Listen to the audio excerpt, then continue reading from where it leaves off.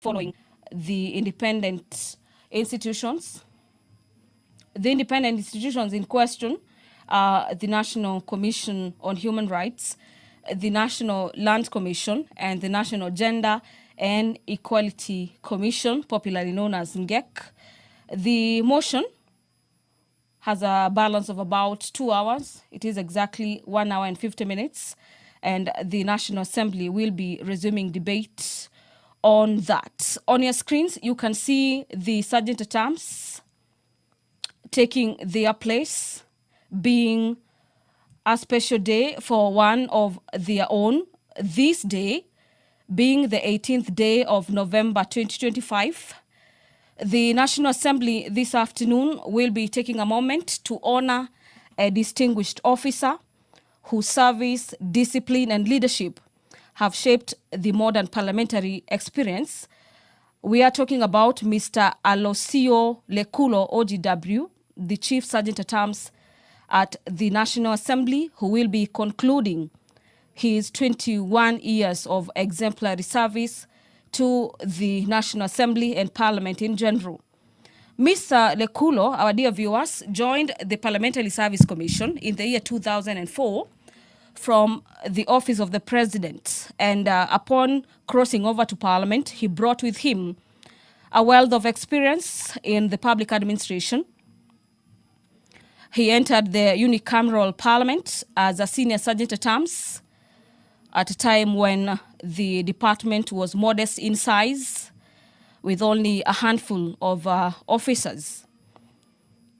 And following the departure of the Chief Sergeant at Arms and his deputy then, this is in 2006, Mr. Lekulo was appointed to lead the department in acting capacity, on a role he executed with distinction until his confirmation to head the department of the Sergeant at Arms as the Chief Sergeant at Arms in the year 2013. One of his notable achievements, our dear viewers, has been the professionalization and expansion of the Sergeant at Arms department.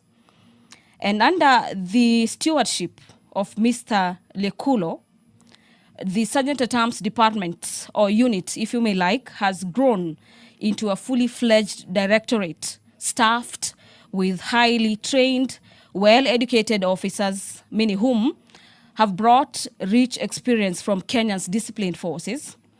And his leadership has transformed the department into a more structured, respected, and efficient arm of the parliamentary operations.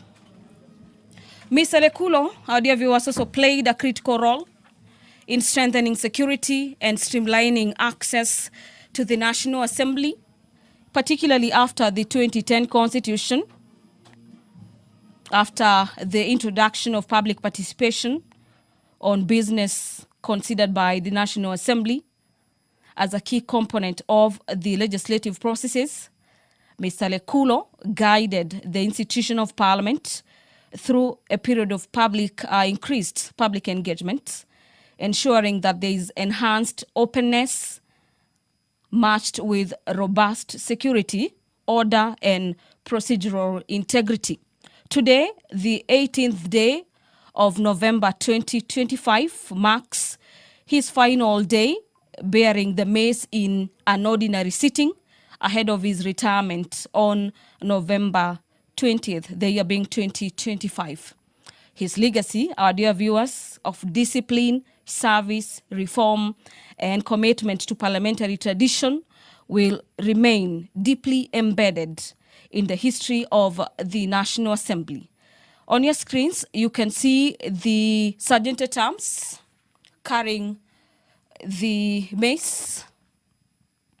Mr. Lekulo is among them, taking the lead with the mace, closely followed by the Speaker and the Clerk, and other Sergeant at Arms, as well as clerks, ushering Mr. Lekulo into his final day of carrying the mace at the National Assembly in an ordinary sitting of the House. And the Parliamentary Broadcasting Unit joins the entire House at the National Assembly and Parliament in expressing profound gratitude for his outstanding service and wishing him a rewarding and restful retirement. The Speaker of the National Assembly, Honorable Dr. Moses Wetangula, is already in the chambers this afternoon. Allow me to hand over for this live broadcast. Enjoy your viewing. Ewe Mwenyezi Mungu, ambaye kwa hekima na wema wako umetoa nyadhifa za viongozi na mabunge kwa ustawi wa jamii na utawala wa haki wa wanadamu. Tukusihi utazame kwa neema nyingi sisi watumishi wako ambao umeridhika kutuita ili tutekeleze shughuli muhimu za jamhuri yetu. Tukuomba uteremshie baraka zako sisi tuliokutanika hapa na utujalie tuyatende na kufikiria mambo yote yatakayofikishwa mbele yetu kwa njia ya haki na uaminifu, ili utukufu na sifa zako siendelezwe na ili kustawisha amani, ufanisi na heri ya nchi yetu na wale ambao haja zao umezikabidhi mikononi mwetu. Amen.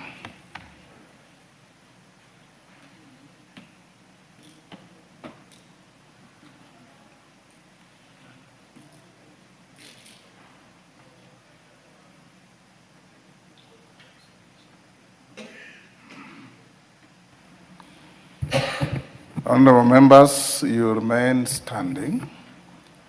Today you can see we have an unusual procession, and the Chief Sergeant at Arms, Mr. Lekulo, is today the one bearing the mess.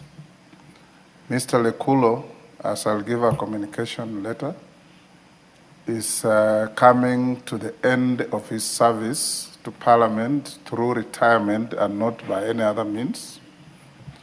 And today is his last official function to the House, honoring his dedicated service to all of us, to the institution of Parliament, to the people and the Republic of Kenya, because you are the representative of the people of Kenya. By serving you, he's been serving the people of Kenya with the dedication, with dignity, with humility, and above all, with a total commitment to his call of duty. So we will have a situation where the national anthem is going to play. Then he will place the mess. He'll be escorted out. He'll come back and sit here. I'll make a communication about him. And the House Business Committee has given 30 minutes to allow a few members to pay tribute and homage and praise to the distinguished service that Lekulo has served this House.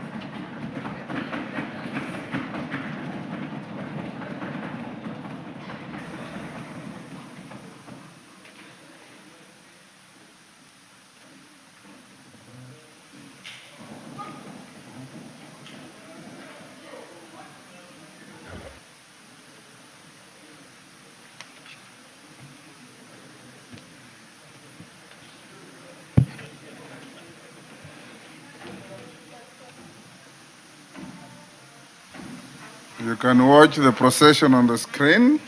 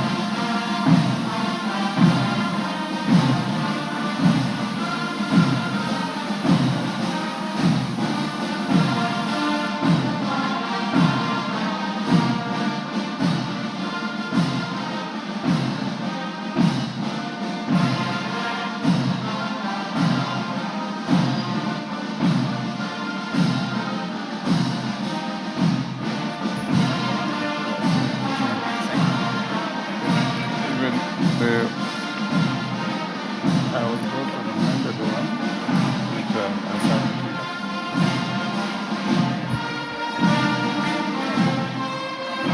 Okay, honorable members, we can start our business.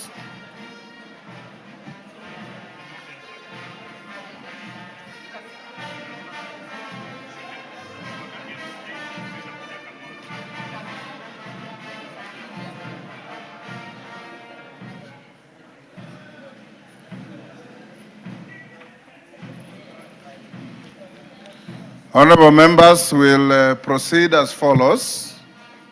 Once Mr. Lekulo is here, I'll deliver a message from the president. Then we go to Lekulo. I'll give you 30 minutes. After Lekulo, the Honorable Professor Jaldesa, I don't see him here. I allowed him to make a statement on the passing on of our colleague Tubi Bidu of Isiolo South. We'll also take 30 minutes on that for you to eulogize. I want to inform you that you have truly represented the House with about 25 members of Parliament. I thank them for coming to Isiolo, where we laid him to rest on Thursday at 1 p.m. After we finish those two, then we'll come back to the normal business of the House. So, clerk, we can start.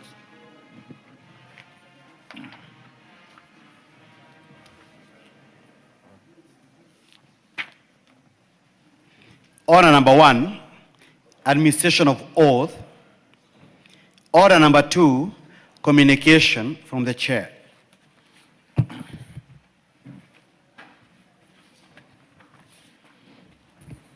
Honorable members, allow me to give a recognition of distinguished service of a retiring officer of this House. I wish to recognize the distinguished service of a humble and highly dedicated officer, one Aloisio Nderepu Lekulo, OGW, who has been serving as the Chief Sergeant at Arms of the National Assembly and who is due to retire in a week. Mr. Lekulo joined Parliament in 2006 as a Senior Sergeant at Arms and steadily rose through the ranks to become Chief Sergeant at Arms and Director. In this role, he has played a pivotal role in enhancing specialized training for our staff, including VIP protocols, which have equipped them with essential skills to address emerging trends in institutional security and events management. These efforts have significantly strengthened security within the parliamentary precincts, improved estate management, and supported the smooth coordination of plenary proceedings. Mr. Lekulo has spearheaded efforts to professionalize the Sergeant at Arms service by overseeing the registration of officers to professional bodies and associations such as the Commonwealth Sergeant at Arms Association and the National Legislative Society of Sergeant at Arms Association, America. He has served as a member of the National Assembly Board of Management, where he made contributions as policy proposals that have informed key decisions in Parliament. Honorable members, prior to joining Parliament, he was a district officer in the Office of the President, Provincial Administration from 1996, and served in various stations including Laikipia, Trans Nzoia, Isiolo, and Nyahururu districts. His administrative ability and leadership skills were evident in his public service and saw him being assigned various special duty roles, including in Shartuka Division, Transmara in 1997, where he oversaw security operations and the subdivision of Shartuka Group Ranch. In Laikipia, he helped in the establishment of community lodges like Tasia, Starbet, and Lentile, which have evolved to community conservation projects. Honorable members, between 1992 and 96, Mr. Lekulo served as a teacher under the Teacher Service Commission at Garbatula High School. He was an inspiration to many young boys in the bandit-prone region and encouraged many to pursue education. Mr. Lekulo will officially leave the parliamentary service on 24th November 2025. This week will be his last week in service as an officer of the House and quite significant to him. Indeed, his presence today in the Speaker's procession was of a great importance, and we thank him for his diligence. Joining Mr. Lekulo are the members of his family, who include his wife, Mrs. Sadia Golo, and his two sons, Mr. Issa Lemayan and Mr. Austin Lemarat. They are seated in the Speaker's gallery. You may take your seats. On behalf of the National Assembly and that of the Parliamentary Service Commission, and indeed on my own behalf, for I have had a very cherished personal relationship with Mr. Lekulo since he joined Parliament, I wish to thank Mr. Lekulo for his close to 2 decades of service to Parliament and wish him well in his future endeavors. In keeping with our usual parliamentary tradition, can we now join in foot thumping in appreciation of the gallant service this gentleman has given to this House and to Parliament as a whole? I thank you.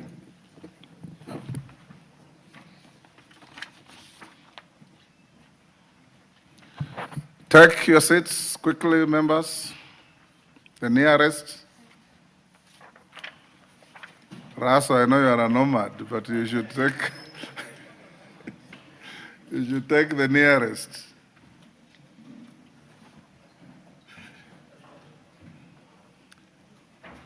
Honorable members, I'll give the leadership to starting with the majority leader, followed by minority leader, followed by is Lekuton in the House, the area member of Parliament for Lekulo, the Honorable Joseph Lekuton, is not in the House.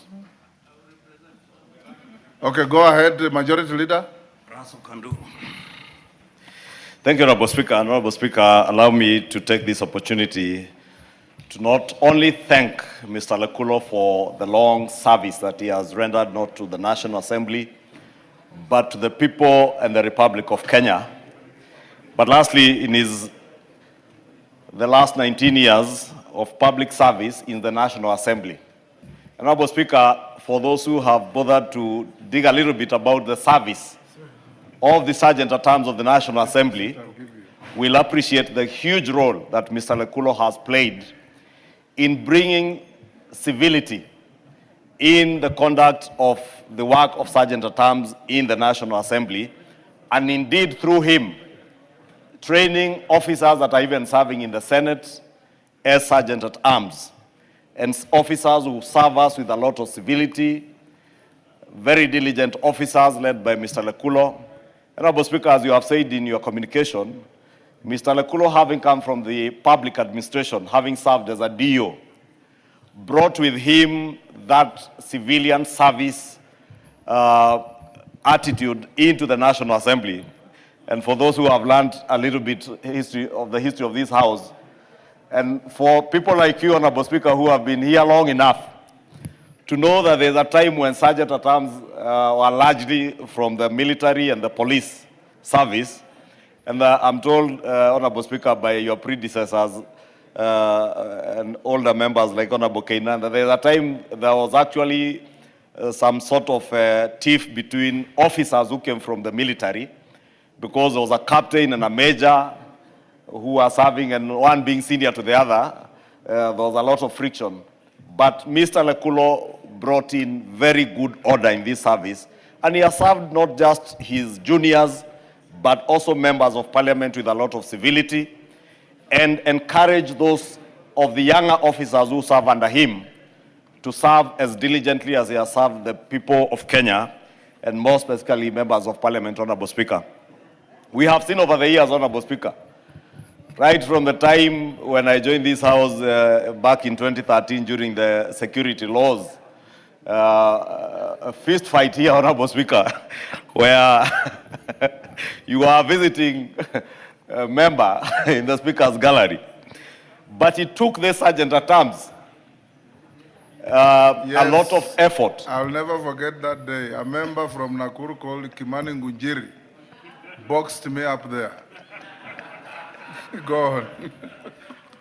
Honorable Speaker, you know, why not for Mr. Lekulo and other diligent servicemen who serve in the Sergeant at Arms office, a lot of things would have happened, unpleasant things, Honorable Speaker. And I'm saying that, Honorable Speaker, because even now, in a house where you have 349 political leaders from diverse backgrounds, with different levels of their egos, dealing with a political class like this in a house like this, Honorable Speaker, who at times may decide to be very dishonorable, Honorable Speaker, it takes the civility and the dignified conduct of work that Mr. Lekulo has set out in the service that they serve in as Sergeant at Arms to at times bring order in a very disorderly place. And I must congratulate Mr. Lekulo and thank him for the service, as I said, he has rendered to the people of Kenya by rendering great service to the people's representatives who sit in this house. In conclusion, Honorable Speaker, if there are people who deserve post-retirement to serve in boards, in government, and I hope the head of public service and ministers who have served in this house and been served by Mr. Lekulo, when there is opportunity to identify men and women of integrity to serve in boards of our parastatals, Mr. Lekulo is one such man who must not be left out. And we must ensure, Honorable Speaker, and we will work to ensure that Mr. Lekulo goes on to serve in boards of government agencies because he deserves it, Honorable Speaker, and is a man of unquestionable integrity and a man who represents a very small community in this country, Honorable Speaker, and I'm sure many members of Parliament may not know that Mr. Lekulo comes from the El Molo community, the smallest community in this country. And if an El Molo could rise from being a student to qualify to be a public administrator as a DO and rise to the high office of the Chief Sergeant at Arms of the National Assembly, it tells you that any child in Kenya can be anything that they desire to be and they work to be. And Mr. Lekulo remains a shining example to not only the El Molo community, but to also other marginalized and small communities in this country that they have a chance. In conclusion, Honorable Speaker, I want to address you. As the chair of the Parliamentary Service Commission, the El Molo community have lost one position in the National Assembly.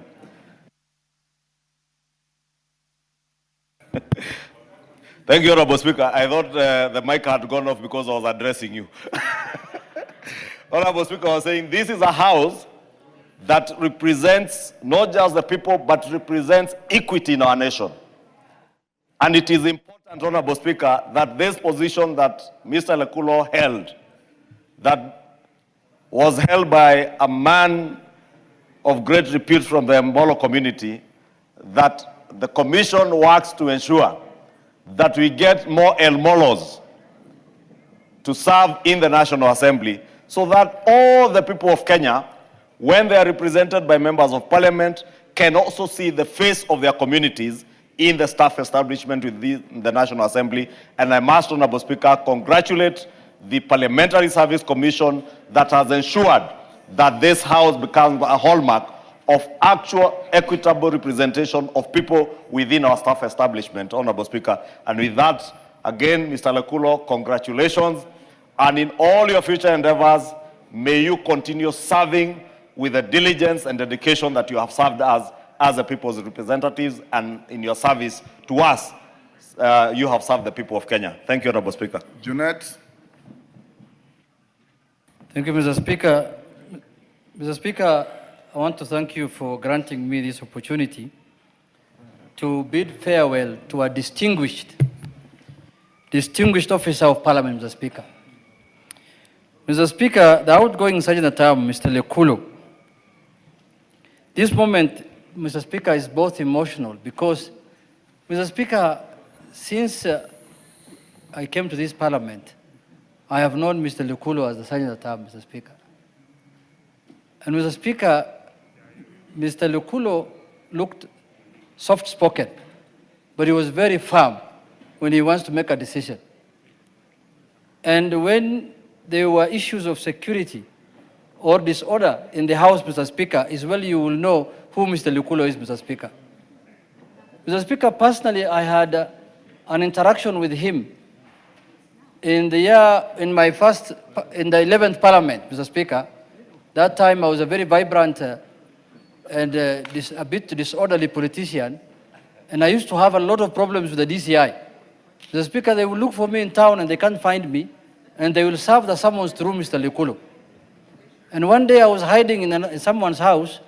My wife called me, I don't know how we got her number, and told me somebody called Mr. Lekulo has called, and he has said the police is looking for you.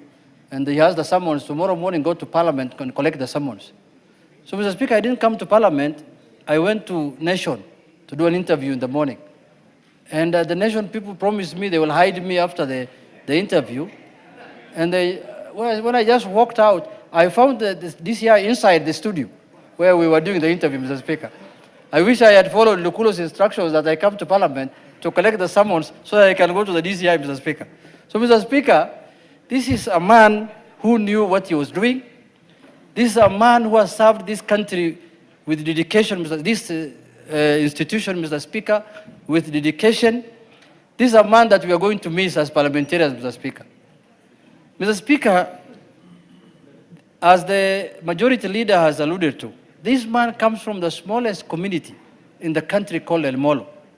A lot of us didn't know that. We were assuming he's a Samburu, he's a Maasai, or something, until today, when we did research on him, because of his living, is when we realized that he's from El Molo, Mr. Speaker. And that shows you how representative Parliament can be, both in terms of representation in the House and the staffing, Mr. Speaker. Mr. Speaker, this is a man we should not let go after even he retires.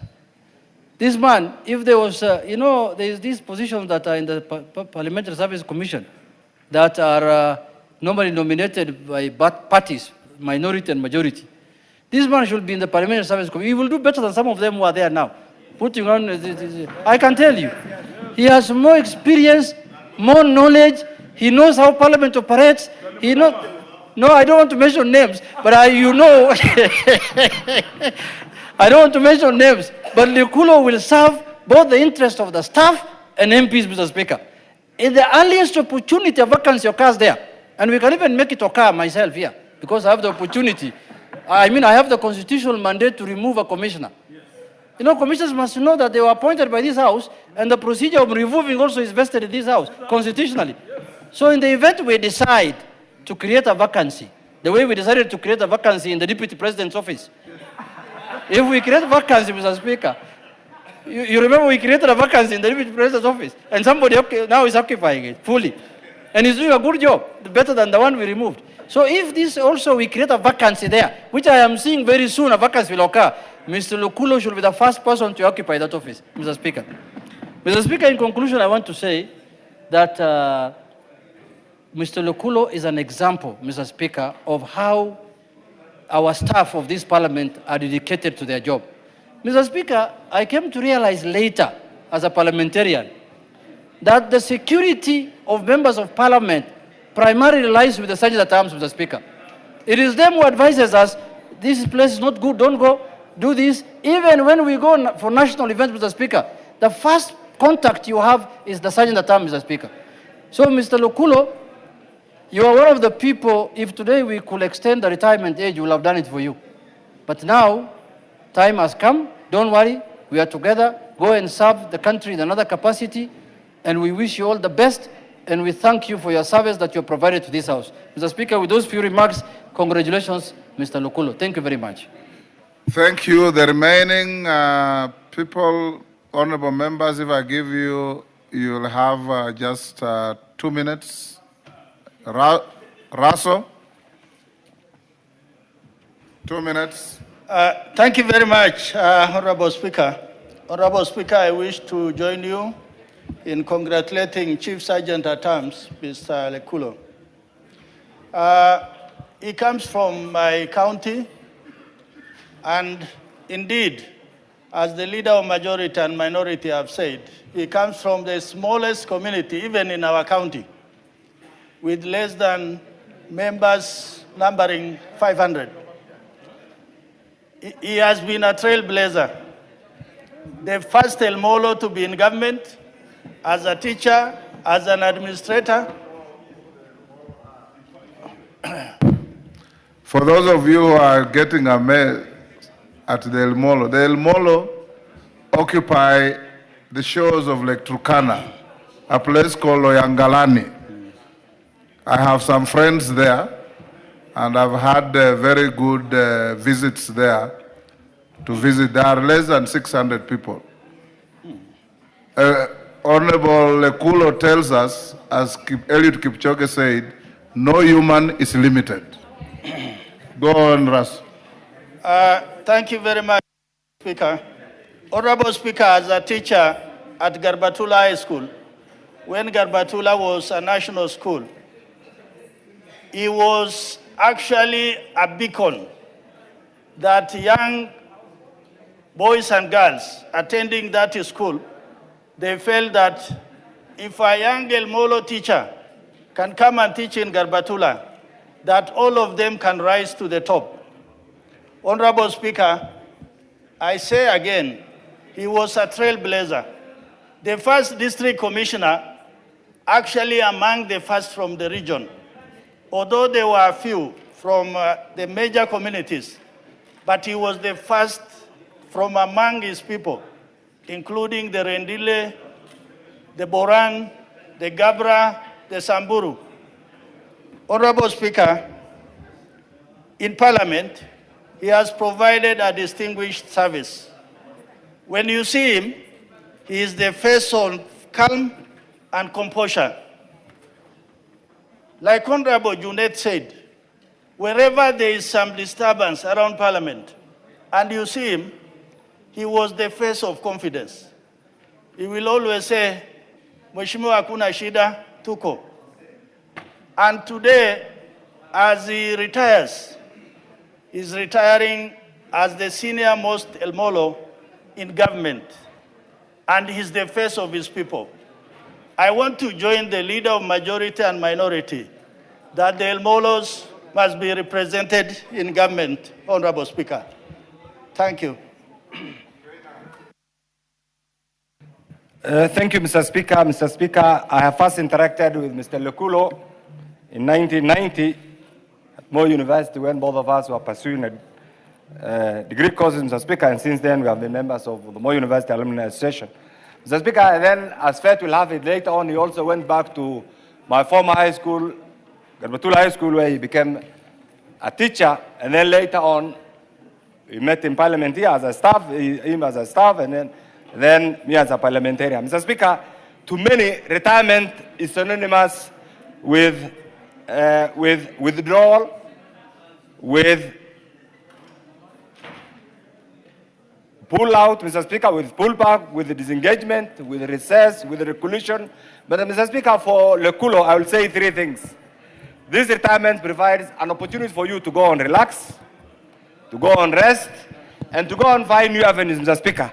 Mr. Speaker, I want to pose a question to my colleagues here. And this is something that all of us as members of the national leadership of the Republic of Kenya, we need to ask ourselves.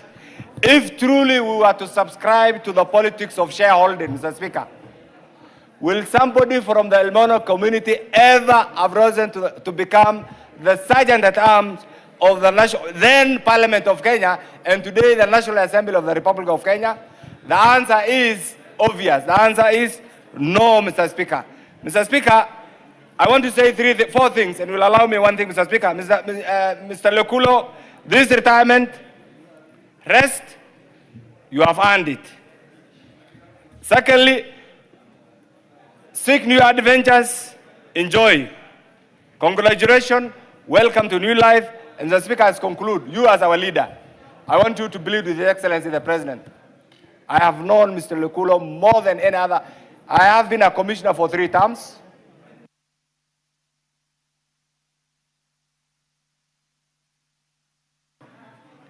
And I will say one thing that many members don't know.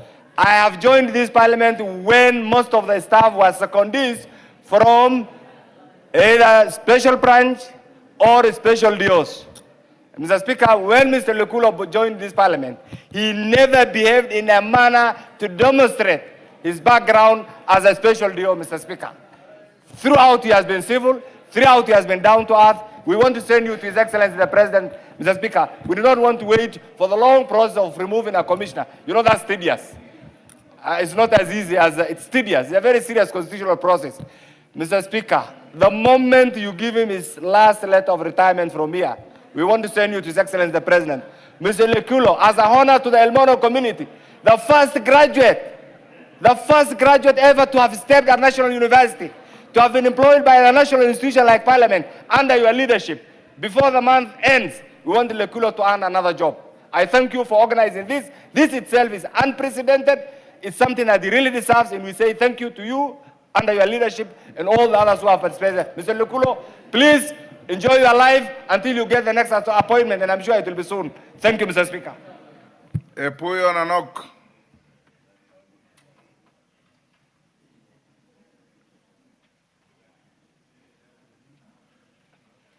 Give Epuyo the mic.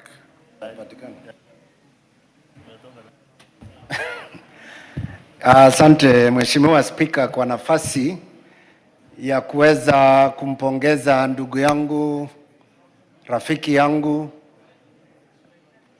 na kiongozi ambaye tulisoma pamoja na yeye tangu shule ya upili, tukiwa shule ya Kabarak High School pamoja. Namna vile nilimjua Mheshimiwa Lekulo, tukiwa watoto vijana wadogo wa miaka 13, 14 kwa shule hiyo, vile tulianza sekondari mwaka wa 82. Nilikutana na mmoja wetu ambaye alikuwa kama sio shule ya Kabarak, Mheshimiwa Spika, pengine hatungekuwa tunapata nafasi hiyo. Saa hizi tunampongeza kwa sababu ya ile msingi ambayo masomo ya shule ya upili ya Kabarak High School ilituwezesha sisi wote. Nilipochaguliwa mwaka wa 2013 kwa bunge hili, nilimpata Sergeant at Arms wetu Lekulo hapa, na nilijihisi nimefika mahali ambayo ni nyumbani, kwa sababu tumekuwa pamoja Kabarak kwa miaka 6, tukaenda Moi University pamoja na yeye, na heshima ambayo Mheshimiwa Lekulo amekuwa nayo tangu ujana wake ndio hii ambayo tunasherehekea anapoenda kustaafu. Kwa hivyo nampongeza ndugu Lekulo. Na Mheshimiwa Spika, maombi yetu ni moja. Mimi kama mbunge ya watu wa Turkana West ambayo ni kati ya wale ambao tunajua ni watu wamekuwa marginalized, naomba Spika, yale ambayo viongozi wetu wamesema hapa iwezekane. Hivyo ndio vile Kenya inakuwa kama nchi ya jamii.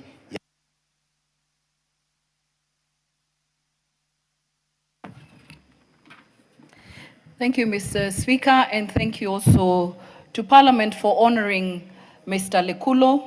I must say that just watching the procession and the whole ceremony, it was emotional and almost gave me goosebumps. And I'm so happy, and I want to congratulate Mr. Lekulo that this happened when he's alive. Most of the time we praise people and give service and give accolades once they are gone, Mr. Speaker. But I want to thank God that God has given Mr. Lekulo the years, the time to be alive, to hear members of Parliament give him his flowers when he's still alive, Mr. Speaker. And thank you so much for your leadership also, Mr. Speaker, for allowing us this opportunity to do this, Mr. Speaker. I must say that Mr. Lekulo, you would not even think he's the Chief Sergeant at Arms, Mr. Speaker. He has the soft power. He has something that most of us can emulate from him, Mr. Speaker, that you can actually be at the top, but lead with grace, lead with humility, lead and ensure that the troops that you lead also follow in line or toe in line by being humble and not too forceful, Mr. Speaker. I also would like to say this about the Molo community. Actually, if you Google them, you even see they're endangered. I don't know what is endangering them at the shores of Lake Turkana, but I can also see the amusement of some of my colleagues here. If you come from a point of privilege, from where you come from, you should also just accommodate, because this is what makes the nation. This is what makes all of us, regardless of where you come from, Mr. Speaker. Mr. Lekulo has shown us that it doesn't matter really where you come from. It doesn't matter the circumstances that you have gone off.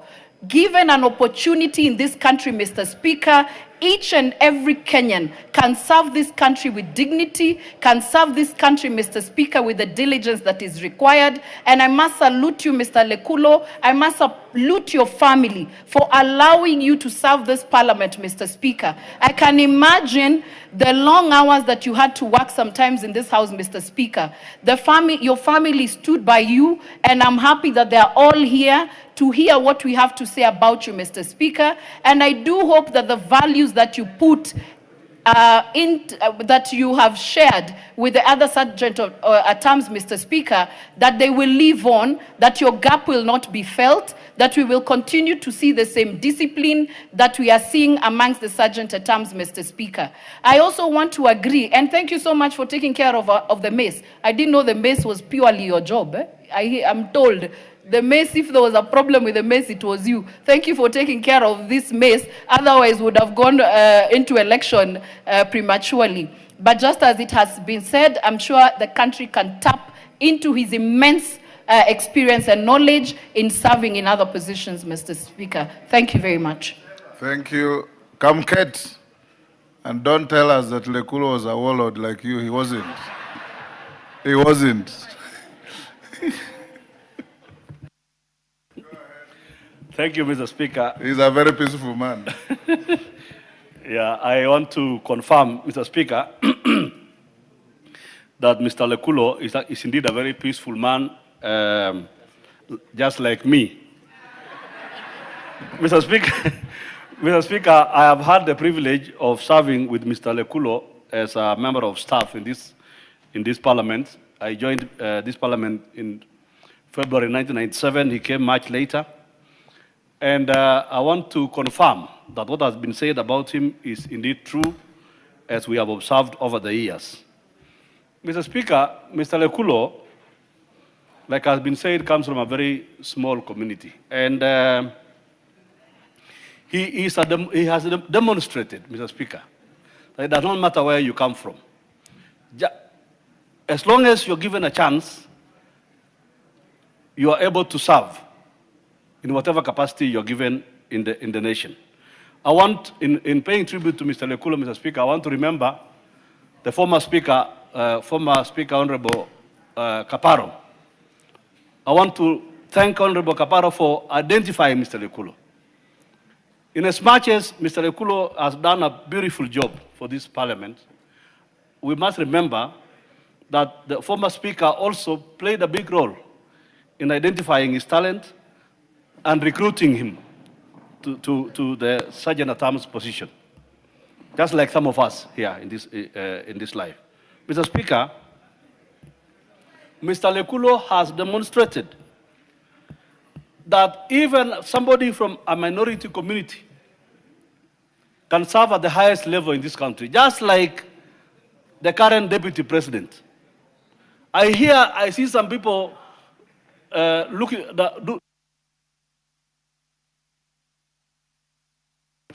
Time up. Peter Oscar Nabulindo. Thank you, Mr. Speaker. Thank you for giving me this opportunity to say a congratulatory message to my friend and colleague, Mr. Lekulo. I knew Mr. Lekulo when I was employed in Parliament here as a young graduate. That's in 2002. And he's one of the officers who actually welcomed me here and trained me, a training that enabled me to excel in my career here in Parliament in the Hazard Department first, in the National Assembly, then later in the Senate. Mr. Speaker, I want to take this time to thank Mr. Lekulo for the service he has offered to this parliament and to me as an individual. I wish him all the best as he goes to his next phase of life. Mr. Speaker, Chief Lekulo here, we used to call him, he has transformed the Sergeant at Arms Department from what it used to be, a very rudimentary security organ, into an ultra-modern security organ for parliament in the modern times. Mr. Speaker, as Mr. Lekulo proceeds ahead, I urge the leadership of this country not to leave him in the cold. A man who has offered service to parliament for so many years, we should not hear word that he has gone into oblivion or into some very funny life. Mr. Speaker, I'll take this chance again to wish him all the best. Mr. Lekulo, as you proceed. Wangari. Asante sana Bwana Spika. Hata mimi niunge wenzangu mkono kwa kumpa mkono wa buriani na mkono wa kumuaga katika kazi yake ya bunge Bwana Lekulo. Bwana Spika, ni vizuri sana tuweze kumsherehekea kama mpambe mkuu sababu ameweza kufanya kazi yake vizuri. Sisi wengi hatukujua hata ametoka jamii ya Elmolo sababu hakuwa anaangalia watu kulingana na mahali wametoka, alikuwa anaweza kutuhudumia sisi wote, uwe kabila gani ama gani. Na Bwana Spika, nataka nikushukuru sana na katibu wa bunge hili sababu mmeweza kumpea heshima yake na msafara wake wa mwisho na kuweza kubeba hata siwa ambayo tunaitumikia hapa, siwa mamezi Bwana Spika. Na Bwana Spika, nikiangalia jamii yake pale juu, nafikiri bibi yake ama mke wake anaweza kupitia tabasamu sasa sababu pia wataweza kurudishiwa baba yao na mume wake kiasi. Haijaisha jameni. Sababu Bwana Spika, kazi ya kukua mpambe mkuu katika bunge si rahisi. Hawa wabunge wametoka utamaduni tofauti, wametoka mahali tofauti na wanampigia simu mpaka saa 6 wakati kuna jambo la usalama, lakini sasa wataweza kurudi kwa jamii yake na aweze kukaa na watoto wake na vile vile aweze kuenjoy ama kuweza kusherehekea kustaafu kwake. Bwana Spika, ninamuomba pia na naunga mkono wa viongozi wetu wa bunge, ikipatikana nafasi nyingine apewe kazi ambayo sasa sio ngumu kama ile alikuwa nayo, lakini ikuwe ni kazi ambayo itampea nafasi ya kuhudumia pia jamii yake, na tunamuombea maisha mrefu na tunamuombea Mola aweze kumzawadia kwa kazi ambayo amefanya kwa umma. Asante Bwana Spika. Korere. Mother, well done. Nashukuru Mheshimiwa Spika. Mheshimiwa Spika, naungana na wenzangu ambaye wamemlimbikizia sifa huyu Bwana Lekulo. Mheshimiwa Spika, mimi nilimjua Lekulo kabla kuingia kwenye hii bunge, alipokuwa mkuu wa tarafa ya Mgogodo ambayo makao yake makuu iko katika Doldol. Na Mheshimiwa Spika, tangu nimjue hadi leo amekuwa ni mtu mwenye nidhamu na bidii ya hali ya juu. Mheshimiwa Spika, japokuwa ametoka katika jamii ndogo zaidi katika nchi hii ambaye inaitwa Elmolo, ambaye henda ikawa wengine wetu hapa hawajui kuhusu jamii ya Elmolo, huyu Lekulo ameonesha ukakamavu na uadilifu ambaye haina kila mtu. Na Mheshimiwa Spika, si kawaida kuona ama si jambo la kawaida kufanya kazi hadi ukastaafu ukiwa na sifa zako jinsi ulivyoingia. Huyu bwana ameweza kuhudumia bunge hili bila kulalamika, bila kuchoka na bila shaka. Mheshimiwa Spika, hata anapostaafu jamaa huyu anaonekana mwenye afya, anaonekana ambaye Mwenyezi Mungu amemuhifadhi. Na mimi naomba nchi yetu ya Kenya kuna pahala ambaye Lekulo anaendelea kuhudumia nchi hii. Na Mheshimiwa Spika, hata bunge hili ningekuomba mahala ambapo ametoka Lekulo, tuhakikishe wanapoandika wafanyikazi wengine wa bunge hii, tuweze kupata watu wengine kutoka kwa jamii ya Elmolo na kwa jamii ya wale walio wachache katika nchi hii. Kwa hivyo Mheshimiwa Spika, tunapomuaga, tunashukuru sana familia yake kwa kumpa nguvu, kwa kusimama na yeye. Thank you, Sarah. Honorable members, will end here on Lekulo. I want to confirm to all of you that Lekulo's file is blemishless. He has never received a caution or a warning or a complaint from any member of staff for the years he has served this parliament.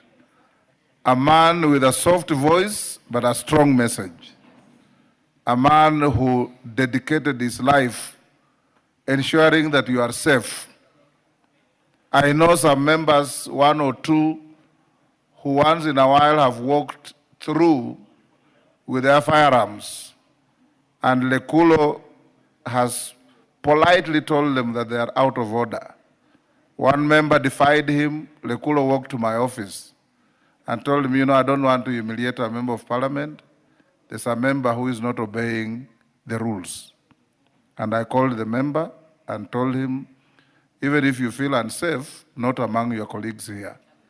You don't have to spot a gun in the precincts of parliament. That is the Lekulo we are bidding farewell. A great man, a great Kenyan, and above all, a man from one of our smallest and least talked about and least appreciated communities, living on the shores of Lake Turkana, fishing, battling crocodiles, but emerged from there to become a teacher, a DO, and your chief sergeant at arms. He deserves a round of applause. Merely, what is it? I was winding up the summation. Thank you, Mr. Speaker. Mr. Speaker said you should have given me an opportunity to also acknowledge him, because I also battled the crocodiles as a fisherwoman. But otherwise, I just wish to say that he has served us with distinction. It is not documented, but we'll give you the benefit of doubt. Thank you, Mr. Speaker. You know, in this life, you have to find ways of surviving. If you have not been given a chance, you must find a way of squeezing your way in. But I just want to thank Mr. Lekulo for serving us with the distinction. It is not easy to deal with members of parliament. Each of us here predominantly choleric by nature, with very huge egos from here to Timbuktu, but he's been able to manage very well. I wish you all the best, and I wish, may God give you all the blessings. Yes, Jeanette. Mr. Speaker, I didn't want to interrupt I have interrupted my whip because, Mr. Speaker, she is acknowledging and accepting that it is very difficult to deal with members of parliament, especially when you are dealing with Honorable Millie of the Yambo. And I remember a time here, Mr. Speaker, when Millie was almost removing everything, if it was not Lekulo. Mr. Speaker, let me respond to Honorable Junet Mohammed. Mr. Speaker, I'm usually very difficult to deal with because I'm a bad girl. But more recently, especially if you are in the broad-based government, as we are dealing with the, ODM and the other, the UDA, we are in a broad-based arrangement. Mr. Speaker, this is the most difficult thing to deal with in life, because I'm swimming in very unfamiliar waters. Me, I know how to twanga. Mr. Speaker, hii ni ngumu. But I'm learning. Hii ni maisha mangumu sana. Sorry for mixing, but I'm learning. I'm learning to swim katikati kidogo. Keep it to Lekulo. Thank you, Mr. Speaker.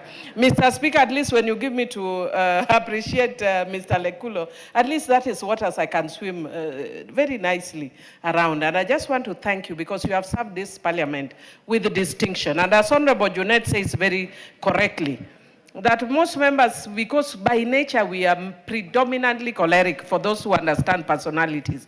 And because of that, we are very difficult. Even when we are the ones who are on the wrong, we insist we are on the right. So I just wish to, pray for God's blessings. You are retired but not tired, so continue serving humanity. And welcome still to Parliament, offering advisory for the others who will take over. Thank you. I wanted to close here. Yes, Wambuchomba, 1 minute. Milemba, 1 minute. I want to close here. Yes. Mr. Speaker, thank you for appreciating that I should say something. And I was just wondering, we have had very many national accolades and national awards that we have given to outstanding members of public service. It is my recommendation that, Mr. Speaker, with your permission, because we don't have a Speaker's Award, we recommend the retiring major, the wonderful worker, to get a national recognition and acknowledgement by the government of Kenya. He has one already. We would want to recommend that he get another one for handling Millie Odhiambo and Gathoni Wambuchomba in this house.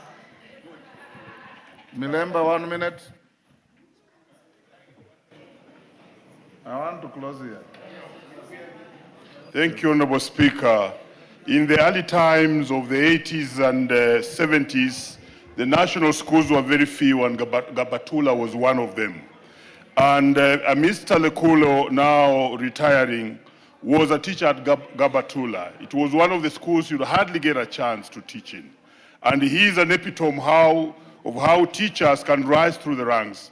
He epitomizes the future of teachers, having led the way as the earliest teacher from a school to Parliament to a chief sergeant at arms. We want to wish him well as he goes back to home, and we hope he will continue doing a good service for the community, which is hardly 1,400 people if you look at the census of 2019, but the real El Molos are just about 500, and they face serious challenge of being assimilated by the Samburu and the Turkana. This is a community that needs to be protected. Thank you, Honorable Speaker. I wish you very well, Brother Lekulo. Thank you, honorable members. Let's end there. And Honorable Lekulo, we wish you well.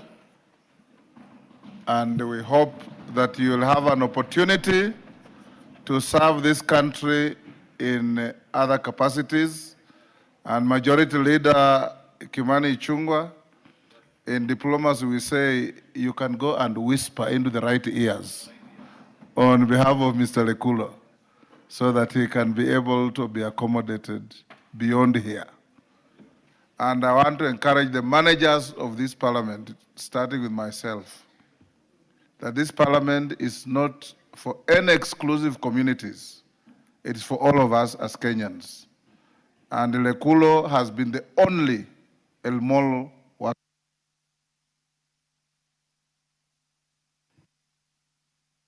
Has been the only one. Parliament should find a way of accommodating some of our very, very minor communities. I would want to see a Makonde here. I want to see an Elimolo here. I would want to see a Pemba here. I want to see the Shonas here. There's Shonas who fled from Zimbabwe and settled somewhere in Kabete, in Kino. We want to see those people represent. The Subas are many here. You are here, Karolo Mondi is here. We have Nyamita here. We have Zijui. You are many. And the Minister of Finance of the country is a Suba. You are not marginalized in any way. Professor Jaldeza. Thank you, Mr. Speaker. Mr. Speaker, pursuant to the provisions of Standing Order 259D3, and on behalf of myself and the people of Moyale constituency, I wish to extend my heartfelt condolences to the family, friends, and the people of Isiolo County on the passing on of the late Honorable Mohamed Tubi Bidu of Isiolo South constituency. His demise is a profound loss not only to the family and constituents, but also to the nation at large. Honorable Speaker, the late Honorable Tubi was an outstanding parliamentarian who served his country with great honor and distinction in various capacities, including as county clerk, county council clerk in Isiolo and Narok, as the first speaker of the Isiolo County Assembly. He was a humble leader and a principled statesman and a true defender of the rights and welfare of his people. In the National Assembly, he distinguished himself through wisdom, courage, and unwavering commitment to public service. His calm demeanor and firm dedication earned him deep respect across the political divide. Mr. Speaker, you saw the multitude of people who came to witness his laying down. Honorable Speaker, allow me also to express our sincere appreciation to the medical team at the Nairobi Hospital, who took care of him with diligence and compassion, going beyond the call of duty. On behalf of the family, I wish to convey our gratitude to the entire parliamentary staff who responded swiftly and ensured that the late Honorable Tupi received the dignity and respect befitting his service to the nation. The parliamentary staff actually took over the security at Nairobi Hospital on that event day. Honorable Speaker, I further wish to thank the Speaker of the National Assembly, Honorable Moses Wetangula, for his exemplary leadership, including personally attending the burial and standing family with the family and the community during their moment of grief. The people of Isiolo South and the wider community remain deeply grateful. I also acknowledge the more than 20 members of this House who attended the funeral and conveyed their condolences to the bereaved family. Honorable Speaker, as we mourn his passing, we also celebrate a life of purpose, integrity, and service. May the Almighty grant comfort to his family. May the legacy of the late Honorable Mohamed Tupi continue to inspire all of us in the service of the nation. Mr. Speaker, I want to announce to the House that the Isiolo community have actually endorsed his son to take over the leadership of the constituency. So his son is being prepared. Anytime it's done, he will be unopposed in the constituency. Thank you, Mr. Speaker. Mumina, you have 2 minutes. Thank you, Honorable Speaker. Honorable Speaker, I rise today with a very heavy heart to join this House and the people of Kenya in mourning a colleague, a brother, and a committed servant of the people, the late Honorable Mohamed Tupi Bidu. His passing has created a deep emptiness, not only in Isiolo South, but also here in this House where he served with dignity and humility. Honorable Speaker, Hon Tupi Bidu was a man who carried the dreams of his people with sincerity and courage. He believed in service that lifts others and in leadership rooted in compassion and fairness. He never sought the spotlight. Instead, he allowed his work to speak for him and spoke loudly. Honorable Speaker, one of his greatest gifts to his community was in the field of education. He firmly believed that every child deserves a chance and that poverty should never close the door to learning. Under his leadership, all high school students in Isiolo South accessed free education. Many children who might have dropped out are today in classrooms because of his efforts. He strengthened the school infrastructure, supported learning programs, and ensured that no child was left behind. For him, education was not just a government function, it was a personal mission and a promise to the next generation. Before joining this House, Honorable Tupi served as the first Speaker of Isiolo County Assembly. This was a historic role, and he approached it with wisdom and calmness. He provided order where there was uncertainty and direction where the path was new. The foundation he laid continues to guide Isiolo County today. He helped shape devolution at its birth, and its impact will be felt for many years to come. In this House, Honorable Tupi himself carried himself with grace, and when he spoke, he did so with purpose, clarity, and a deep sense of responsibility to his people.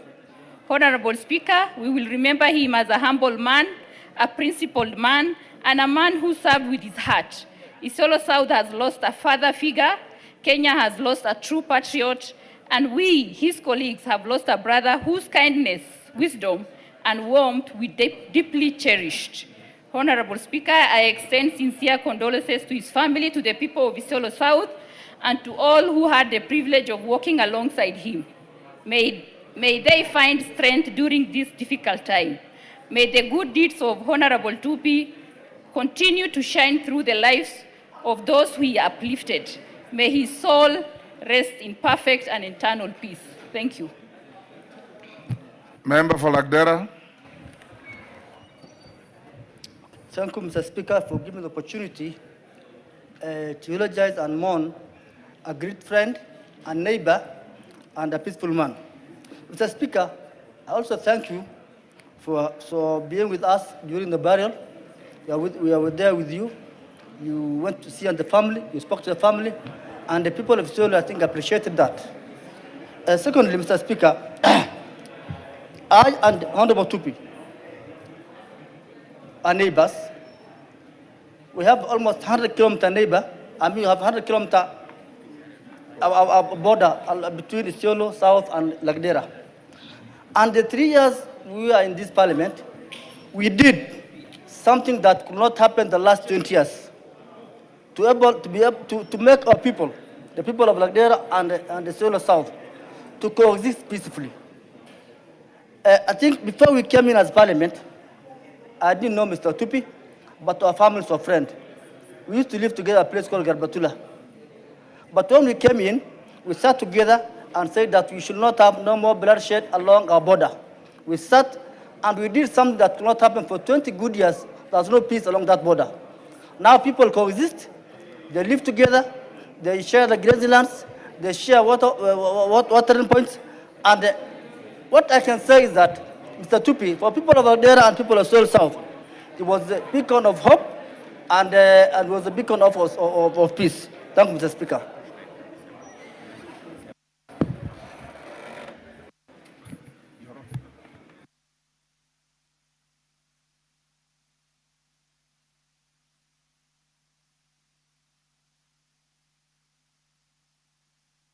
Honorable members, will you now be upstanding in honor of Honorable Bidu?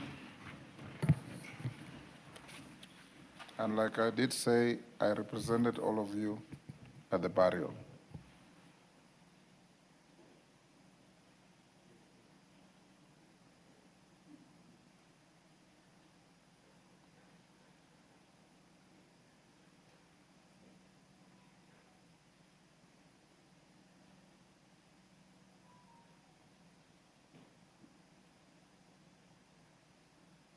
May his soul rest in eternal peace. Amen.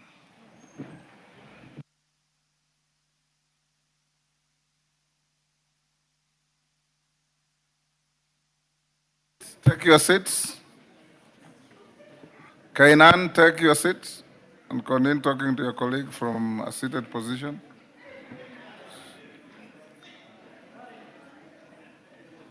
Other members on their feet, take your seats. The member consumed in a conversation with Mama Machakos, take your seat. Yes, Nguna. Kandie, take your seat. Honorable members, our communication. Honorable members, our communication on the State of the Nation address to Parliament by His Excellency the President of the Republic. Honorable members, Standing Order 42.1 relating to messages from the President provides that the Speaker, and I quote, shall read to the House any message from the President delivered to the Speaker for communication to the House. In this regard, I wish to inform the House that I received a message from His Excellency the President conveying that he intends to deliver the 13th State of the Nation Address 2025 to Parliament pursuant to Article 132.1 of the Constitution on Thursday, 20th November 2025. Honorable members, Article 132.1b and c of the Constitution states, and I quote, the President shall address a special sitting of Parliament once every year and may address Parliament at any other time C, once every year, report in an address to the nation on all the measures taken and progress achieved in the realization of the national values referred to in Article 10 of the Constitution. 2, publish in the Gazette the details of the measures and progress under subparagraph 1. And 3, submit a report for debate to the National Assembly on the progress made in fulfilling the international obligations of the Republic. Honorable members, in accordance with the above provisions of the Constitution and Standing Order 22.2, I wish to notify all members that a special sitting of Parliament will take place on Thursday, 20th November 2025 at 2:30 p.m. in the National Assembly Main Chamber Parliament buildings. A notification of the special sitting has since been published in the Kenya Gazette, notice number 16519 of 12th November 2025, and indeed, as also notified by way of a newspaper notification published on 12th November 2025, for the information of members and the general public. I am aware that the offices of the clerks of the Houses of Parliament have commenced preparations for the day, and further logistical details will be communicated to members in due course. I thank you. Honorable members, the next issue is the issue on quorum of the House during reporting of 3 bills. Honorable members, it has been brought to my attention that during the reporting of the consideration of 3 bills by the Committee of the Whole House on Thursday, 13th November 2025, various claims arose as to whether a quorum of the House was present. Honorable members, Article 121A of the Constitution sets the quorum of the House at any given time at 50 members. The requirement is replicated as Standing Order 34 of the National Assembly Standing Orders. As per parliamentary practice and precedent, when presiding over the House, the Speaker has no eyes to see or ears to hear. As such, if a claim is made after the commencement of a sitting that a quorum is not present, our Standing Order 35 requires the Speaker to ascertain and pronounce the actual number of members in the House. The Standing Order proceeds to guide on the steps to be taken where a quorum is not present. Honorable members, I have perused the Hansard of the proceedings of the sitting in question and note that there is no indication of whether the claims relating to quorum were addressed at that time. There is an undeniable link between the quorum of the House and the conduct of its proceedings and decisions. Consequently, I must give the benefit of the doubt that there has been raised to the members who raised an objection. I have therefore instructed the clerk to prepare a supplementary order paper for today's sitting to address that anomaly, which has also been approved by the House Business Committee. Honorable members will note from the supplementary order paper that order number 8, 9, 10, and 11 relate to the consideration of the 3 bills. In relation to the Government-Owned Enterprise Bill, National Assembly Bill number 40 of 2025, I have received a request for recommittal of specific clauses of the bill. This shall be considered in the usual manner as provided in the standing orders. The request has nothing to do with the proceedings of the day. The request is from the Majority Leader to recommit. Honorable members, arising from the same proceedings of Thursday, 13th November 2025, I have received a representation from the Honorable Robert Mbui, CBS MP, and the Honorable Julius Mawathe MP appealing against their suspension. In principle, the 2 members are inviting the Speaker to consider whether the provisions of Standing Order 107A, grossly disorderly conduct, were fairly exercised. The Standing Order provides that a member commits an act of gross disorderly conduct if the member attempts to or remove the mess from its place in the chamber. Standing Order 107A3 provides that the Speaker may call a member whose conduct is grossly disorderly to order and order the member to withdraw immediately from the presence of the National Assembly for a minimum of 5 days and a maximum of 28 days, including the day of suspension. The established practice in Commonwealth parliamentary jurisdictions, honorable members, and indeed in our Parliament, is that whenever an appeal is lodged against the action of a presiding officer, the officer who was presiding has the prerogative to certify himself or herself on the merits of the appeal. I am not inclined to depart from this practice and will therefore not comment further on the matter, other than to say that I've looked at the CCTV footage, and indeed, the honorable member actually interfered with the mess, and my able deputy speaker meted the lowest and the least punishment provided for that offense. 5 days is the least, 28 days is the maximum. And if you want to be more drastic, the leadership of the House can also be invited to name the member. She exercised her discretion and provided the most lenient of punishments in the matter of that offense of the day. The House will therefore proceed as guided and as contained in the supplementary order paper in circulation. Thank you. Next. Members, with the statements, we will dispose of orders number 8, number 9, number 10, and 11 before we come to the statements. Order number 8, report of Committee of the Whole House on its consideration of the Capital Markets Amendment Bill, National Assembly Bill number 30 of 2025, question to be put in that reading.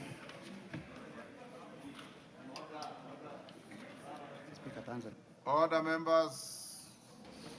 I need that.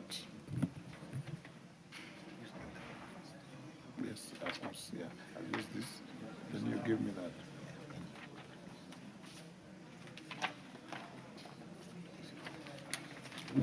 Order, members. Honorable members, I'll now put the question at order number 8, which is that this House do agree with the report of the Committee of the Whole House on its consideration of the Capital Markets Amendment Bill, National Assembly Bill number 30 of 2025. As members of that opinion say aye. Aye. Will those of the contrary opinion say nay? The ayes have it. Mover. Honorable Speaker, I beg to move that the Capital Markets Amendment Bill, National Assembly Bill number 30 of 2025, be now read a third time. And I also request the Honorable Cynthia Muge to second. Cynthia? I second. I beg to second. For the record, I beg to second. Honorable Speaker, I beg to second. Thank you. Honorable members, I propose the question, which is that the Capital Markets Amendment Bill, National Assembly Bill number 30 of 2025, be now read a third time. I put the question. Honorable members, I now put the question, which is that the Capital Markets Amendment Bill, National Assembly Bill number 30 of 2025, be now read a third time. As members of that opinion say aye. Aye. Will those of the contrary opinion say nay? The ayes have it. A bill for an act of parliament to amend the Capital Markets Act. Order number 9, motion, report of the Committee of the Whole House on its consideration of the Provisional Collection of Taxes and Duties Repeal Bill, National Assembly Bill number 18 of 2025. Question to be put and third reading. Honorable members, I now put the question on order number 9, which is that this House do agree with the report of the Committee of the Whole House on its consideration of the Provisional Collection of Taxes and Duties Repeal Bill, National Assembly Bill number 18 of 2025. As members of that opinion say aye. Aye. Will those of the contrary opinion say nay? The ayes have it. Mover. Thank you, Honorable Speaker. I beg to move that the Provisional Collection of Taxes and Duties Repeal Bill, National Assembly Bill number 18 of 2025, be now read a third time. And I also request the Honorable Member for Mwea, the Honorable Mary Maingi, to second. She's walking out. Mary Maingi. Give me the mic. Honorable Speaker, I beg to second. Do you know what you are seconding? That the bill be read at that time. Honorable members, order. Order, members, take your seats. And Mary Maingi, you have made a very big mistake by just crossing the aisle. Can you go to the bar, bow, and then cross the floor? Excellent. Now you can take your seat on the side you want. Thank you, honorable members. I now propose the question, which is that the Provisional Collection of Taxes and Duties Repeal Bill, National Assembly Bill number 18 of 2025, be now read a third time. I put the question. Honorable members, I now put the question, which is that the Provisional Collection of Taxes and Duties Repeal Bill, National Assembly Bill number 18 of 2025, be now read a third time. As members of that opinion say aye. Aye. Will those of the contrary opinion say nay? The ayes have it. A bill for an act of parliament to repeal the Provisional Collection of Taxes and Duties Act and for connected purposes. Order number 10, motion. Report of the Committee of the Whole House on its consideration of the Government-Owned Enterprises Bill, National Assembly Bill number 40 of 2025. Question to be put.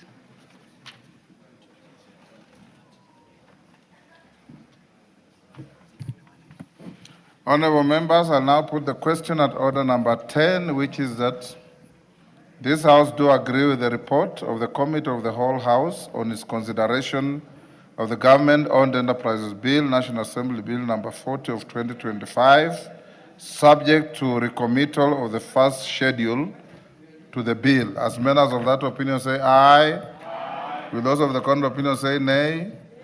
The ayes have it. Honorable members, will you now be upstanding? Order be upstanding. We'll now go to the Committee of the Whole House to deal with the recommitted one clause. Order number 11, Committee of the Whole House.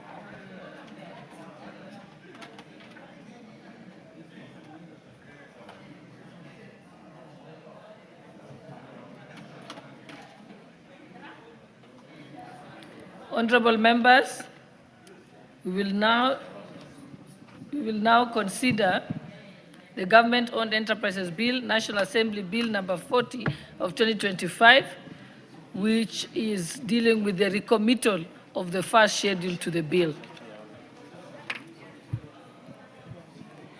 First schedule.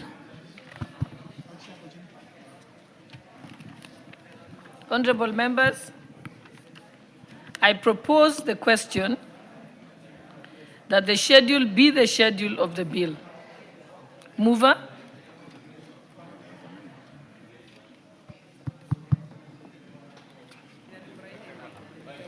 Thank you, Honorable Speaker. Honorable Speaker, I beg to move that the first schedule be amended as it is on the order paper. Honorable Speaker, This is just to amend the schedule, to remove from the schedule Kenya Pipeline Company, which is already undergoing privatization, therefore can be categorized as part of the government-owned enterprises. Thank you, Honorable Speaker. Okay, honorable members, I propose the question that the schedule be amended as proposed. Put the question. Honorable members, I now put the question that the schedule be amended as proposed. Will as many as of that opinion say aye? Aye. Will as many as of the contrary opinion say nay? The ayes have it. Honorable members, I now put the question that the schedule as amended be the schedule of the bill. Will as many as of that opinion say aye? Aye. Will as many as of the contrary opinion say nay? The ayes have it.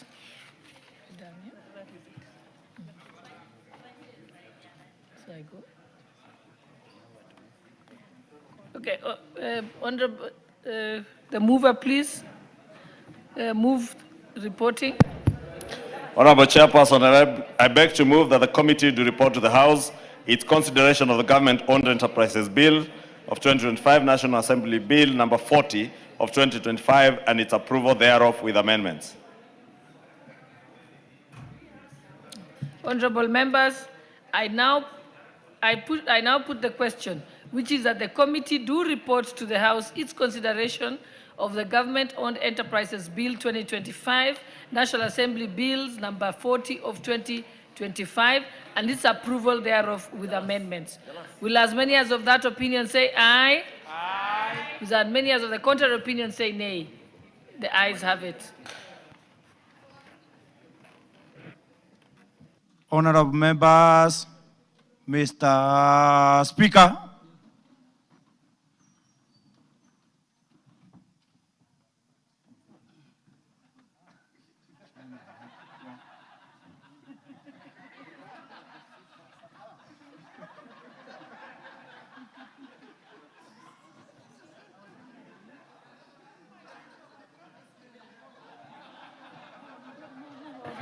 we must thank Honorable Kaluma for his enthusiasm. Yes. Well done, Kaluma. Yes, mover.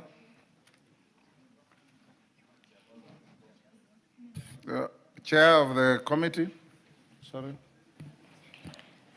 Honorable Speaker, I beg to report that the Committee of the Whole House has considered the Government-Owned Enterprises Bill 2025, National Assembly Bill number 40 of 2025, and approved the same with amendments. Mover. Honorable Speaker, I beg to move that the House do agree with the committee in the said report, and also request the Honorable Rebecca Tongei to second the motion for agreement with the report of the Committee of the Whole House. I second, Honorable Speaker. I beg to second. Honorable Speaker, I beg to second. Thank you. Thank you, honorable members. I now propose the question, which is that the House do agree with the committee in the said report. I put the question. I now put the question, which is that the House do agree with the committee in the said report. As many as of that opinion say aye. Aye. Will those of the contrary opinion say nay? The ayes have it. Mover. Honorable Speaker, I beg to move that the Government-Owned Enterprises Bill of 2025, National Assembly Bill number 40 of 2025 be now read a third time, and also request the Honorable Irene Mayaka to second. Mayaka. Thank you, Honorable Speaker. I second. I beg to second. Thank you, Honorable Speaker. I beg to second. Yes, Oundo, what is out of order?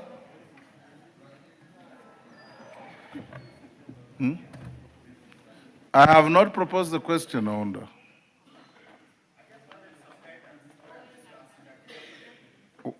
What guidance are you looking for? Honorable Speaker, it's just a matter of procedure, and this we have raised in this House severally and numerous times, and unfortunately our voices have never been heard. And Honorable Speaker, I want to address you on two issues. Number one, when we were in Naivasha in February, we entered into a gentleman and woman agreement that in no single time shall we ever disrupt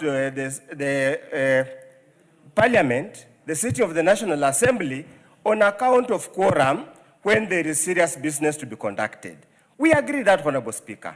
And we also agreed in a reciprocal way, Honorable Speaker, that whoever sits on the floor, on the chair at any given time will also be courteous enough and listen to the voices and concerns of the members of Parliament who are here. Truth be told, Honorable Speaker, many times I sit here all the time. I have restrained myself from calling the quorum bell when we do not even have numbers, out of due respect for you. But, Honorable Speaker, the way now we are moving at this stage, we might have no choice but to break that gentleman's agreement. Second, Honorable Speaker, the standing order clearly indicates that the order of the day will be published 12 hours before the sitting of the House. And I want to draw on the issue of public-owned, the government-owned enterprises. The order paper that was published on Wednesday evening did not contain committee of the whole House. So generally, most of us went to undertake other business. Yours truly, the Speaker, you went to witness the interment of our colleague. Many of us went to Mombasa to deal with other parliamentary businesses and also other matters, only to be ambushed late at around 1:30 or 2:30 or 3, we see circulating as a supplementary order paper containing details for the committee of the whole House. Honorable Speaker, this we want to refer to you, I want to term it, is the legislation by ambush. That can't happen, Speaker. We beseech you and we beg you, as a parliament, let's hold that long-held tradition. We were in the House of Commons. I think we were some of us, Dawood and the honorable lady, the honorable MP from Laikipia.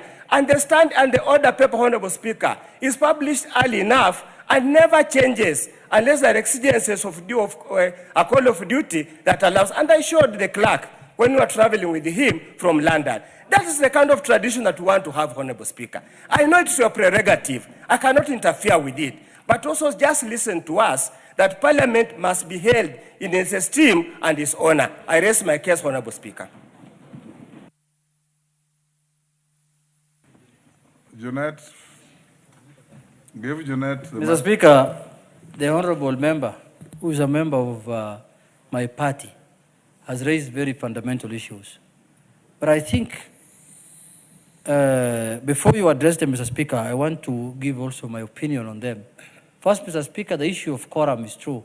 It's very important. But nothing stops any member from raising a quorum issue whenever he wants to raise. So, Mr. Speaker, that is just a point to note, that if there is quorum, somebody can raise. But the substantive issue is the issue of the matter that we have just dispensed of. Mr. Speaker, as far as I'm concerned, we had a House Business Committee meeting today. As usual, we have every Tuesday. And that is where the business of the week is discussed. But, Mr. Speaker, there is also a precedent in the Parliament where there is supplementary order paper, Mr. Speaker. And supplementary order paper comes after the normal order paper, Mr. Speaker. And the supplementary order is allowed in the standing orders, Mr. Speaker. So this business was contained in the supplementary order, Mr. Speaker. And the supplementary order, Mr. Speaker, was also published in the parliamentary website, Mr. Speaker. And the standing orders will bear me clear that, Mr. Speaker, that this matter was properly in the supplement. Even me in the morning when I came to the House Business Committee, I did not know that there's a supplementary order until my attention was brought to it by the majority leader, Mr. Speaker. I was still using the order paper that existed earlier. So it is very important for members to be keen to know whether we have an order paper or we have a supplementary order paper. So, Mr. Speaker, I know my member is very unhappy with what has gone through now, but that's how the business of the House is conducted. Mr. Speaker, the House of Business is conducted in that manner, that supplementary paper order comes, you need to marshal your numbers from the eating place, from the dining place, because by the time we are going for lunch, the supplementary order is paper, is out. That is where now you start talking to members and you bring them to the House if you want to defeat the business that is in the supplementary order. So, Mr. Speaker, I will sit down with Dr. Undo and we will discuss the matter also internally as a party, and we will agree on a position, on which position. As a family.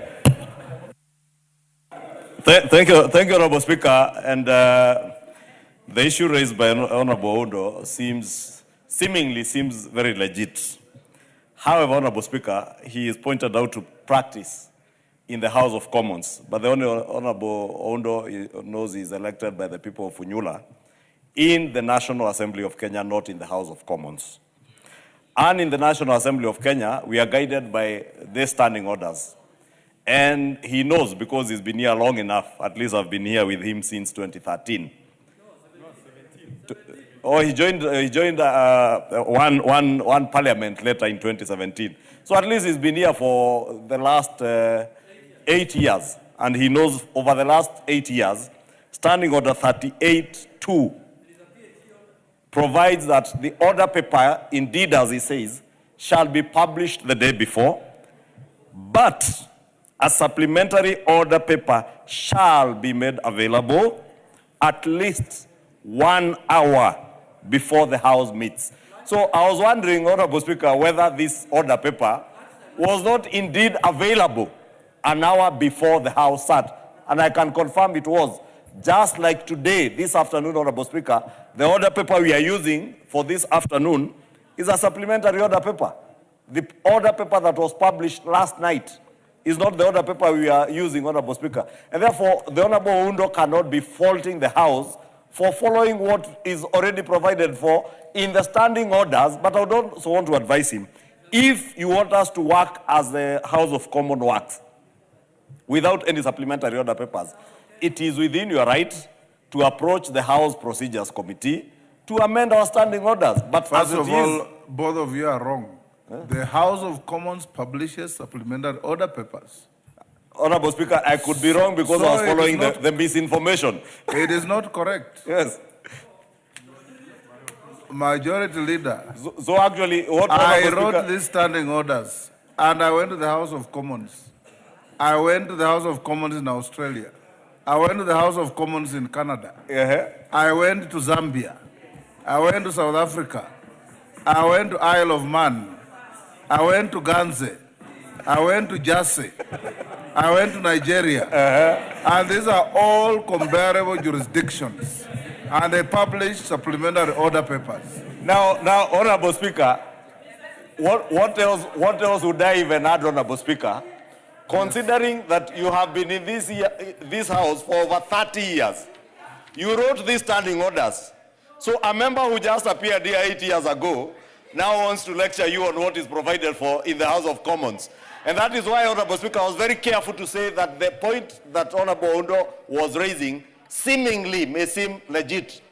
But you see, you have now confirmed, Honorable Speaker, that in fact the Honorable Undo should be apologizing to the House for misleading the House on matters touching on the House of Commons, because as you have clearly said, it is not provided for even in the House of Commons, Honorable Speaker. But just to affirm, Honorable Speaker, just like you are saying, on matters of quorum, Honorable Speaker, nobody has said that any member cannot raise a matter of quorum. But again, Honorable Speaker, we must be very honorable in the way we conduct business in the House. Because, Honorable Speaker, and I don't want to delve into what you addressed on the issue of the Honorable Robert Mbui, an attempt to grab the mace to attract the Speaker's attention is not part of what is provided for in our standing orders, Honorable Speaker. And you have a way, and the Speaker, all speakers, including the Honorable Kaluma, have seen the Honorable Kaluma seated there, guiding members that if you want to attract the Speaker's attention, we have a digitized system in this House where you attract the Speaker's attention by just buzzing on your gadget. Honorable Speaker, standing and sitting in your place like the Honorable Kamene is trying to do now to shout epithets, Honorable Speaker, at the Speaker is not part of the way we conduct business in this House. If you want to attract the Speaker's attention, the Speaker will catch your attention, and if you raise quorum, Honorable Speaker, because I can confirm, Honorable Speaker, and I confirmed on record, at the time the question of quorum was being raised last week, We were 60 members of parliament seated in this house, Honorable Speaker. But you cannot sit from where you sit and start shouting, Honorable Speaker, and if you can protect me from the member for Machakos, the Honorable Kamene, Honorable Speaker, because, you know, and Honorable Kamene knows, Honorable Speaker, that I am list of the people you can shout at to make them stop saying what they are saying. Wind up, wind up. And you know, I don't look at her for obvious reasons, Honorable Speaker. Wind up. I do not want to look for a member for Machakos for obvious reasons, Honorable Speaker, which many men in this house know, Honorable Speaker. Order, members, order. I don't want this to escalate. Honorable Kamene, take your cool, Mama. Take your cool. Order, members. Honorable Kamene, you know we have walked this political journey on the same side for many years. And I want, first of all, I want to give credit to Honorable Sunguli. The team that we wrote these standing orders were with Julius Sunguli, the late Dr. Godana, the late Henry Obuocha, and Bishop Kimani from Nakuru. We did this together. Honorable Undo, one, any member, even now, as we have quorum, any member can frivolously stand up and say there's no quorum. Nothing stops us. But we agreed in Naivasha exactly what you said. And I want to encourage members to have probity to our informal agreement that if you go to the House of Commons, which you quoted, in many situations you'll find the Speaker on the chair, 3 or 4 members debating, and members will be out there when they see the member on the floor about to finish their speech, they come in. And unlike what we do here, and I've told the clerk that your broadcasting unit must style up. In the House of Commons, the camera for live broadcast focuses only on the Speaker and the member on the floor, and nobody else. We have had situations here where at the beginning, our cameras will be zooming on members dozing, on members whispering, on members on phone, on members sitting badly, and all manner of things. We don't want to encourage this in our house. Our broadcasting unit must be professional. Business of the house goes on with the Speaker on the chair and the member on the floor. Any others are side issues. On the issue of the order paper, Honorable Undo, the standing orders that 8, 1 and 2 provide that the ordinary order paper must be published at least 12 hours to the sitting. A supplementary order paper will be published at least 1 hour to the sitting. So that is not a big issue. There are certain urgent matters that come that require to be dealt with. They may even come from you. House business sits at noon to 1, and we start the House at 2:30. If it authorizes a supplementary order paper, it will definitely not be within 12 hours. That's why we have that 1 hour window. But any other issues, both myself, my deputy, and members of my panel will be on the lookout to ensure that we enforce the rules of the House. But let me also say this, members. Whatever agitation you may have, whatever displeasure you may have, that mess there is the symbol of the authority of this House. Is the symbol of the authority of this House. You may just look at it as a piece of furniture. It's a symbol of the authority of any House of Parliament anywhere in the world, not just in Kenya. To resist the attempt to go out of your way to touch that mess. The only people who should touch that mess are the Sergeant at Arms and his team.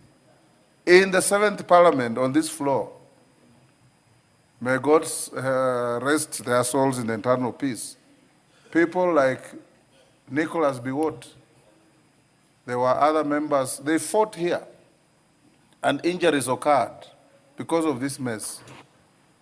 One member had sneaked in with a rungu, and he struck the other one on the head, and he bled here. Yes, because of protecting the mess. Whatever, I will always give you time, the way I've given to Honorable Undo, and my deputy will do the same. My panel members will do the same, for any member to raise any matter that you feel should be raised in the House. But don't touch the mess. That's why I said even my deputy was very lenient in meting punishment for touching the mess. That is a matter that we all must condemn.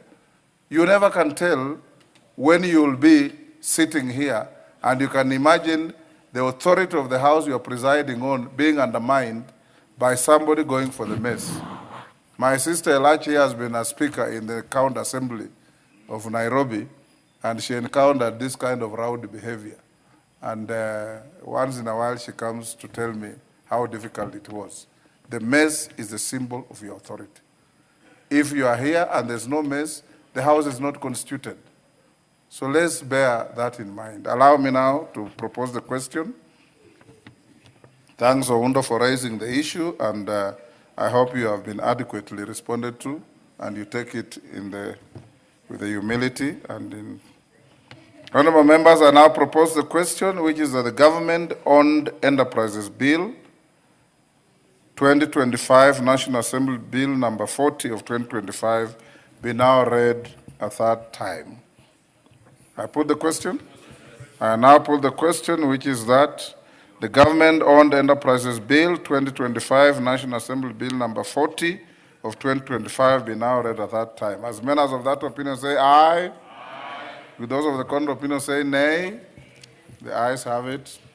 A bill for an act of parliament provide for the establishment, control, governance, performance, and ownership of government-owned enterprises, public service obligations in respect of government-owned enterprises, to facilitate the reconstitution of existing government-owned enterprises into public limited liability companies for the transfer of assets, liabilities, and business of government-owned enterprises to companies and for connected purposes. Order number 4, petitions. Order number 5, papers. Majority Leader.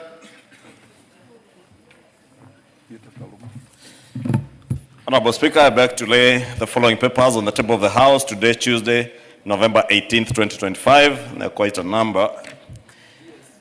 Legal notice number 170 relating to the tax procedures and assembled motor vehicles and trailers. Number 2, amendment, regulations, and explanatory memorandum from the National Treasury. Reports of the Auditor General and the financial statements for the year ended 30th June 2025 and certificates therein in respect of the following: the Civil Servants Housing Scheme Fund, State Department for Housing and Urban Development. 2, East Africa's Center for Excellence for Skills and Tertiary Education in Biomedical Sciences, Phase 1, project loan number 21001500319997, and loan number 210015004349 from the Ministry of Health. 3 is Garissa Rural Water and Sanitation Company Limited. 4 is Garissa Teachers Training College. 5, Global Fund to reduce malaria incidents and deaths by at least 75% of the 2016 levels by 2023, working towards a malaria-free Kenya. Kenya MTNT number 2064 from the Ministry of Health. 6 is a Global Fund reducing the burden, ensuring sustainability and accelerating progress towards malaria elimination in Kenya. Grant number KEN MTNT 4149 from the Ministry of Health. 7 is the Kenya Cooperation and Partnership Facility, KCPF, project number KE/FED of 2019/014712, credit number FED/2021-423175 from the State Department for Devolution. 8 is the Kenya Devolution Support Program, IDS 7447 KE, County Government of Mandera. 9 is the Kenya Electricity Modernization Project, KEMP, IDA credit number 5587 KE, State Department of Energy. 10 is the Kenya National Examinations Council. 11 is the Kenya Off-Grid Solar Access, IDA credit number 6135 KE from Kenya Power and Lighting Company, KPLC. 12 is a Kenya Social and Economic Inclusion Project, credit number 6348, KE, State Department for Social Protection and Senior Citizens Affairs. 13 is a Kenya Social and Economic Inclusion Project number P164654, IDA credit number 63480, KE, and grant number TF 0A9527 from the National Drought Management Authority.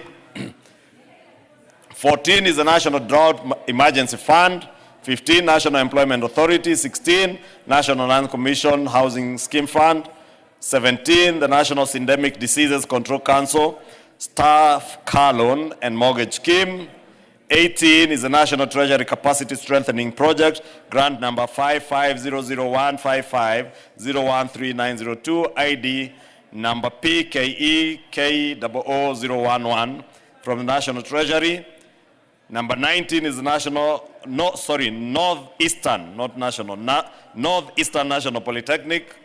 Number 20 is the Resilient Sustainable Systems for Health, RSH, KENT TNT 2067, subrecipient from the Ministry of Health.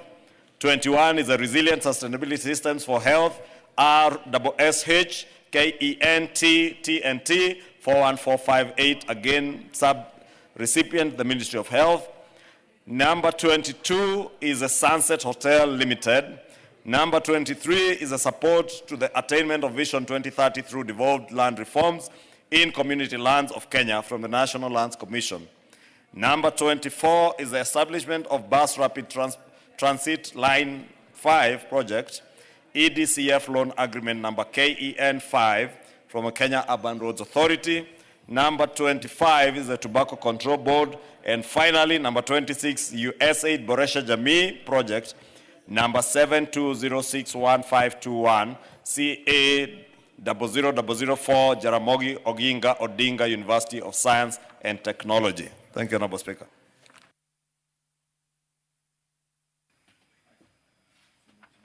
Okay, thank you. Next is the Chairperson, Constitutional Implementation Oversight Committee. 40 days of mourning. Honorable Speaker, I beg to lay the following paper on the table of the House today, Tuesday, 18th November 2025. Third report of the Constitutional Implementation Oversight Committee on the status of implementation of the Constitution by 1, the Teacher Service Commission, 2, the Public Service Commission, and 3, the Judicial Service Commission. Thank you, Honorable Speaker.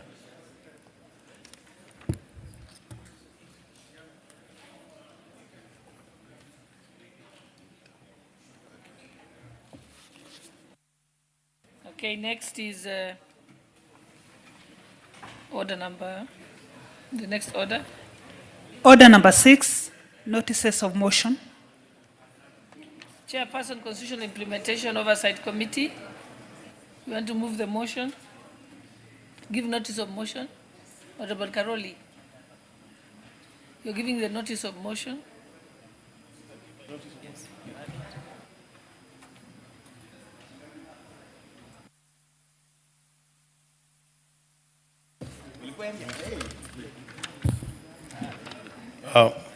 Honorable Speaker, I beg to give notice of the following motion, that this House adopts the third report of the Constitutional Implementation Oversight Committee laid on the table of the House on Tuesday, 18th November 2025 on the status of implementation of the Constitution by 1, the Teacher Service Commission, 2, the Public Service Commission, and 3, the Judicial Service Commission. Thank you, Honorable Speaker. Thank you. Next order. Order number 7, questions and statements.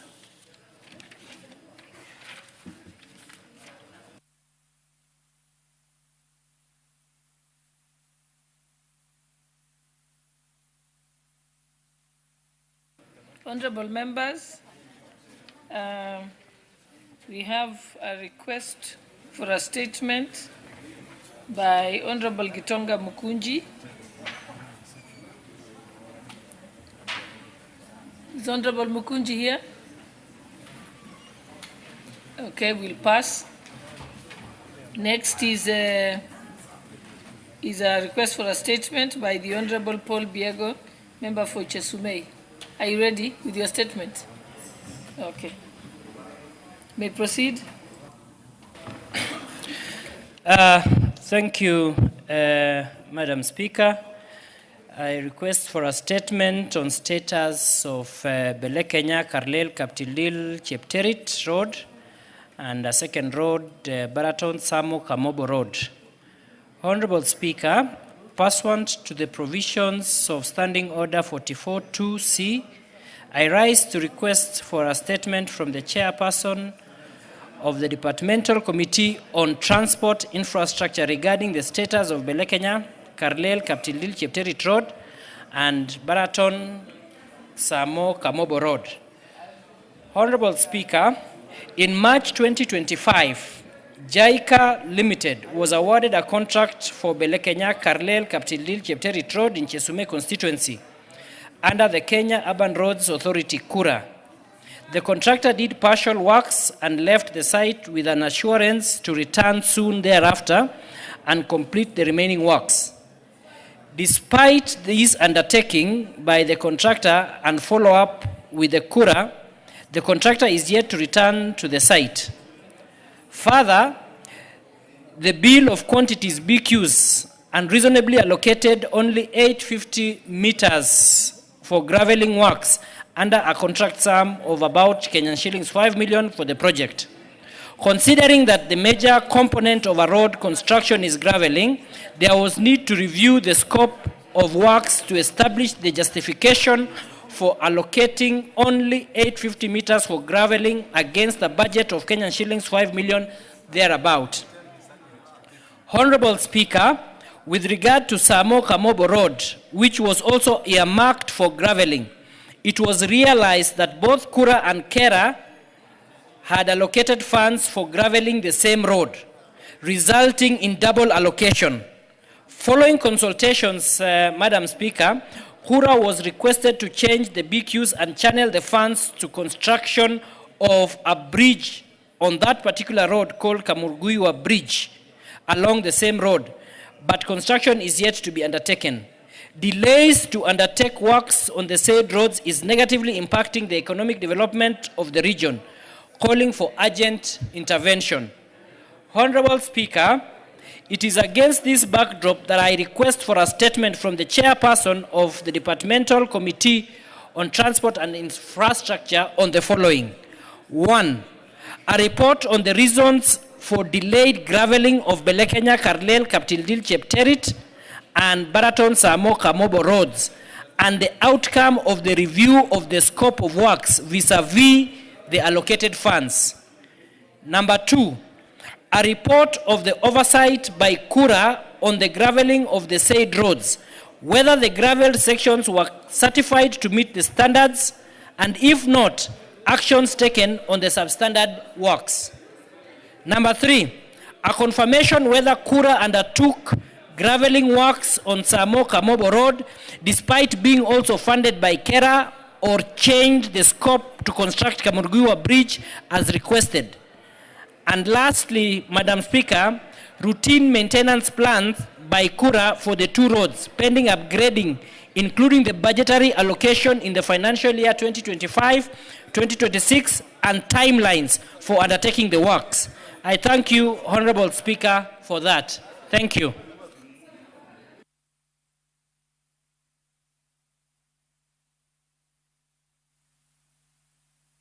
Okay, Chairperson for Transport and Infrastructure.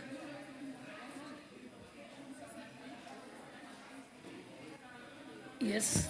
Honorable Speaker, will respond in 2 weeks. Okay, thank you. Then the next one, I'm told that the member for Bumbula has dropped that particular request for statement. So now we go to the request for statement by the Honorable Richard Kilel, member for Bomet Central. Then after that, it's you.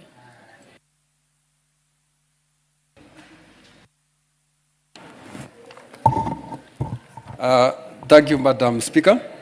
I would like to request for a statement regarding the need for the expansion and dualling of the highway section, stretching from Nyangores River Bridge to Chepkosa River within Bomet Town, Bomet County. Honorable Speaker, pursuant to the provision of standing orders 44-2C, I wish to request for a statement from the chairperson of the Departmental Committee on Transport and Infrastructure regarding the expansion and dualling of a road section stretching from Nyangores River Bridge to Chepkosa River Bridge within Bomet Town in Bomet County. Honorable Speaker, the current road design within Bomet Town was developed very many years ago when the town's population and traffic volumes were relatively low. However, Bomet has since grown into a major commercial and transit hub, linking several counties and serving a critical corridor for both domestic and regional traffic. The road serves as a vital artery for the movement of people, goods, and agricultural produce within Kenya and across the East Africa and Central Africa regions. Honorable Speaker, despite the strategic importance, the section of the highway passing through Bomet Town remains a single carriageway that can no longer accommodate the ever-increasing volume of vehicles.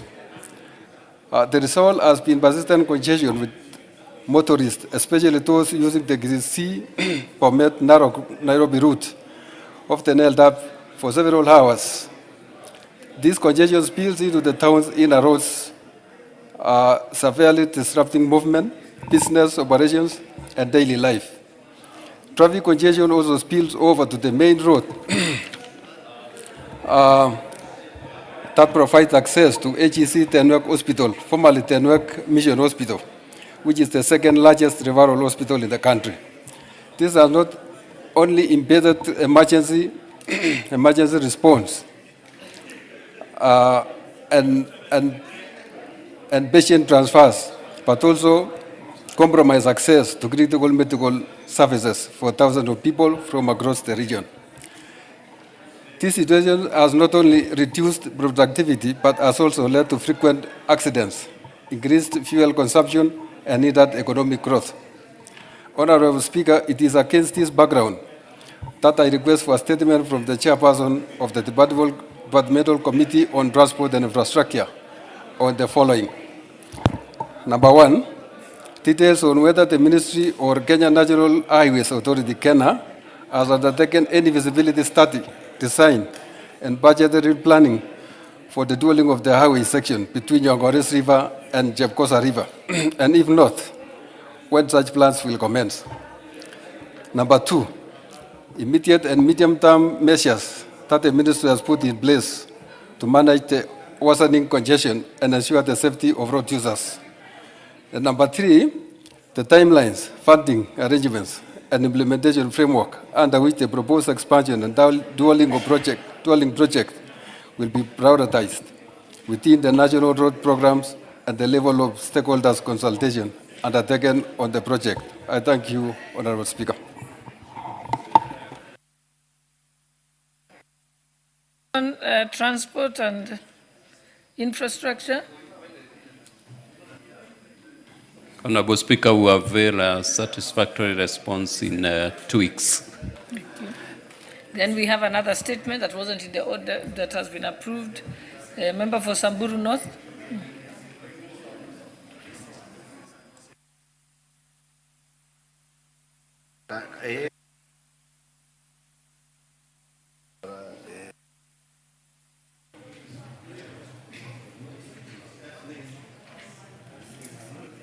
There's the one to your left.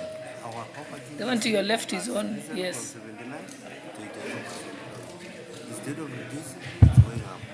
Thank you, Madam Speaker. This one on my left is a bit short, but it will do.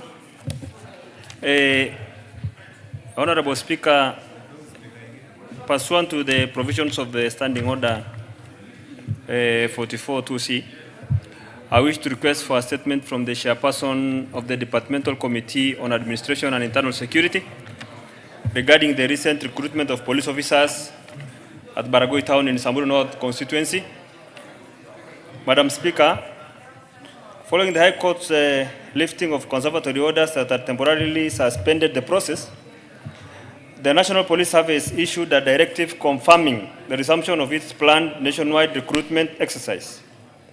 In a notice dated November 14, 2025, the NPS announced that the one-day recruitment for 10,000 police constables would proceed as scheduled on Monday, 17 November from 8 a.m. to 5 p.m. at all the 427 designated centers across the country. This exercise represents a pivotal step in strengthening the NPS capacity through commitment to fairness, transparency, and merit-based selection, ultimately fostering a more professional and community-oriented policing framework. Madam Speaker, despite the NPS public reaffirmation of its dedication to a transparent and accountable process, and its explicit encouragement for all qualified Kenyans to participate once the vacancies are advertised, female candidates from Samburu North constituency were turned away at the Baragoi Town Recruitment Center on November 17, 2025, solely on the basis of the agenda. This disturbing incident directly contradicts the NPS stated commitment to gender inclusivity, which was clearly reflected in the advertised minimum height requirements of 5 feet 4 inches for men and 5 feet 3 inches for women, and raises grave concerns about uneven application of policy at the ground level. It underscores the urgent need for an immediate independent investigation to establish the facts, hold those responsible to account, and ensure the integrity of the nationwide recruitment exercise is fully restored. Madam Speaker, it is against this background that I request for a statement, an urgent statement from the Attorney General through the chairperson of the Departmental Committee on Administration and Internal Security on the following. 1. Reasons why female candidates were explicitly barred from participating in the police recruitment at the Baragoi Recruitment Center and the basis in which they were turned away. 2. Action being taken by the Inspector General to discipline the officers in charge at Baragoi for the incident and the timelines for the accountability measures. 3. Measures being taken by the Inspector General to grant the affected female candidates from Samburu North an opportunity, like the rest of the country, and which is their constitutional right, to participate in a make-up recruitment exercise at the earliest time possible. And 4. Plans being put in place to launch an independent public inquiry into gender discrimination in a recent nationwide recruitment for police officers, with findings released immediately or as soon as possible. I thank you, Madam Speaker. I thank you. Chairperson, Administration and Internal Security. Yes, Honorable Russell. Thank you very much, Madam Speaker. Madam Speaker, we can confirm that there was nationwide recruitment of police yesterday. And I think the flaw is that the recruitment took place largely successful. But I think I do not want to respond to honorable colleagues, although I know of some areas where they didn't recruit the female candidates. But in 2 weeks, we'll be able to respond, Madam Speaker. Won't you be time barred by that time? Madam Speaker, I think we can respond as early as next week. Maybe Thursday. Maybe Tuesday next week. Okay. Right. Yes, what's your point of order, Honorable Murugara? Thank you very much, Honorable Speaker. As Honorable Russell and the Office of the President and the NPS respond, it's a concern that is countrywide. So can we have a response that covers the entire country so that we know exactly where these anomalies came from, and that we don't have to keep on repeatedly asking similar questions or requesting for similar statements. Thank you. Okay, Honorable Russell. They want to amend to say for the whole country. Thank you very much, Madam Speaker. I think Honorable colleague is well, what he has stated is well within means for the National Police Service to actually give us a countrywide throughput of what happened in yesterday's recruitment. Thank you, Honorable Speaker. Thank you. Now we have responses to statements that had been sought. The first one is the one that had been sought from the Committee on Administration and Internal Security. The one that had been sought by Honorable Cynthia Mugesh is present. Yeah, you may proceed to put out the response. Thank you very much, Madam Speaker. Madam Speaker, the member for Nandi County, Honorable Cynthia Muge, requested to be apprised of the recent escalation of tension and killings in Kimwani and Chebonet areas of Tinderet, Nandi County. She sought as follows: circumstances leading to the alleged use of excessive force by the police, steps being taken to investigate the killings and hold accountable those responsible, measures being put in place to de-escalate tension and ensure safety of residents, plans in place to resolve the underlying land dispute. Madam Speaker, the circumstances leading to alleged use of excessive force. On 28 September 2025, Mr. Samson Cherambus reported at Timberere Police Post in Tindere Sub-County, via OB number 428-9-2025, that a group of squatters was planning to forcibly subdivide his parcel of land, claiming ownership.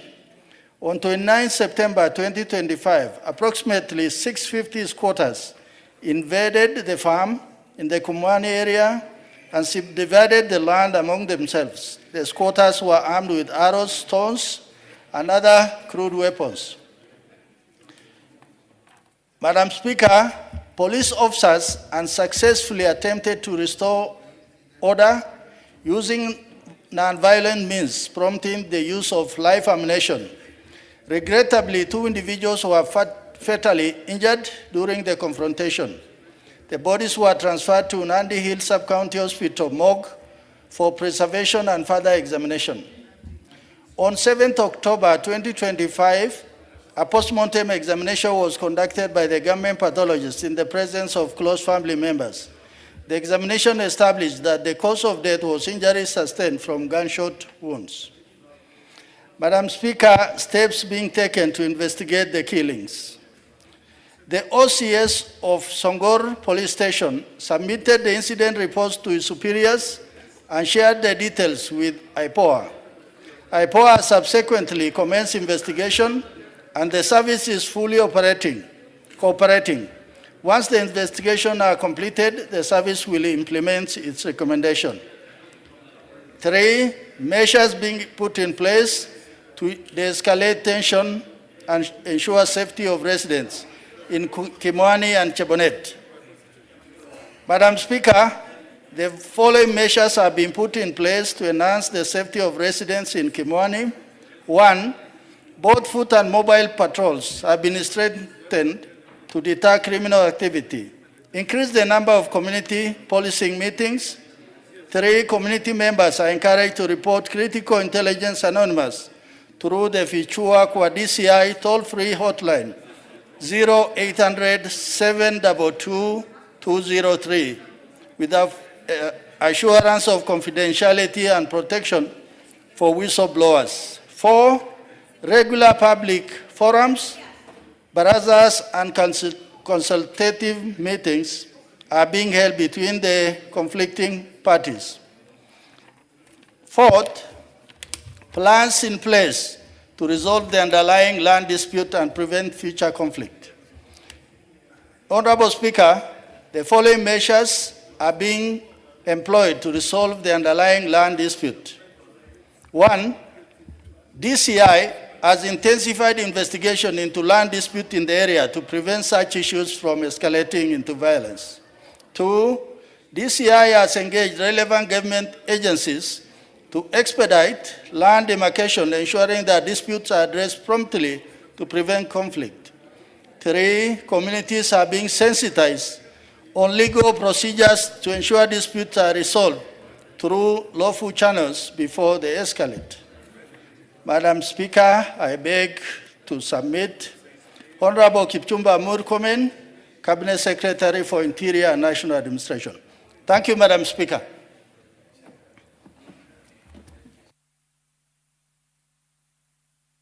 Honorable Muge, do you have any comment? Yes. Thank you, Honorable Speaker. I want to appreciate the committee for having been able to bring this particular response to this House today. Of course, I was a little bit concerned last week because as we speak currently, Honorable Speaker, there is another invasion that is happening at Kimwani. And Honorable Speaker, the situation is not looking good, it's really looking bad. And looking at the response, Honorable Speaker, it looks like a response that has been given to just make sure that it meets the requirements of responding to the issues or the question, the item in question. Honorable Speaker, the mention of IPOA investigating whatever had happened, I appreciate that because IPOA has to take up the death that has already occurred. I appreciate that from the ministry. But Honorable Speaker, on paper, the response looks really good and it looks progressive because it's even making reference to sensitization forums that are happening. Honorable Speaker, there is no sensitization happening on the ground as we speak today.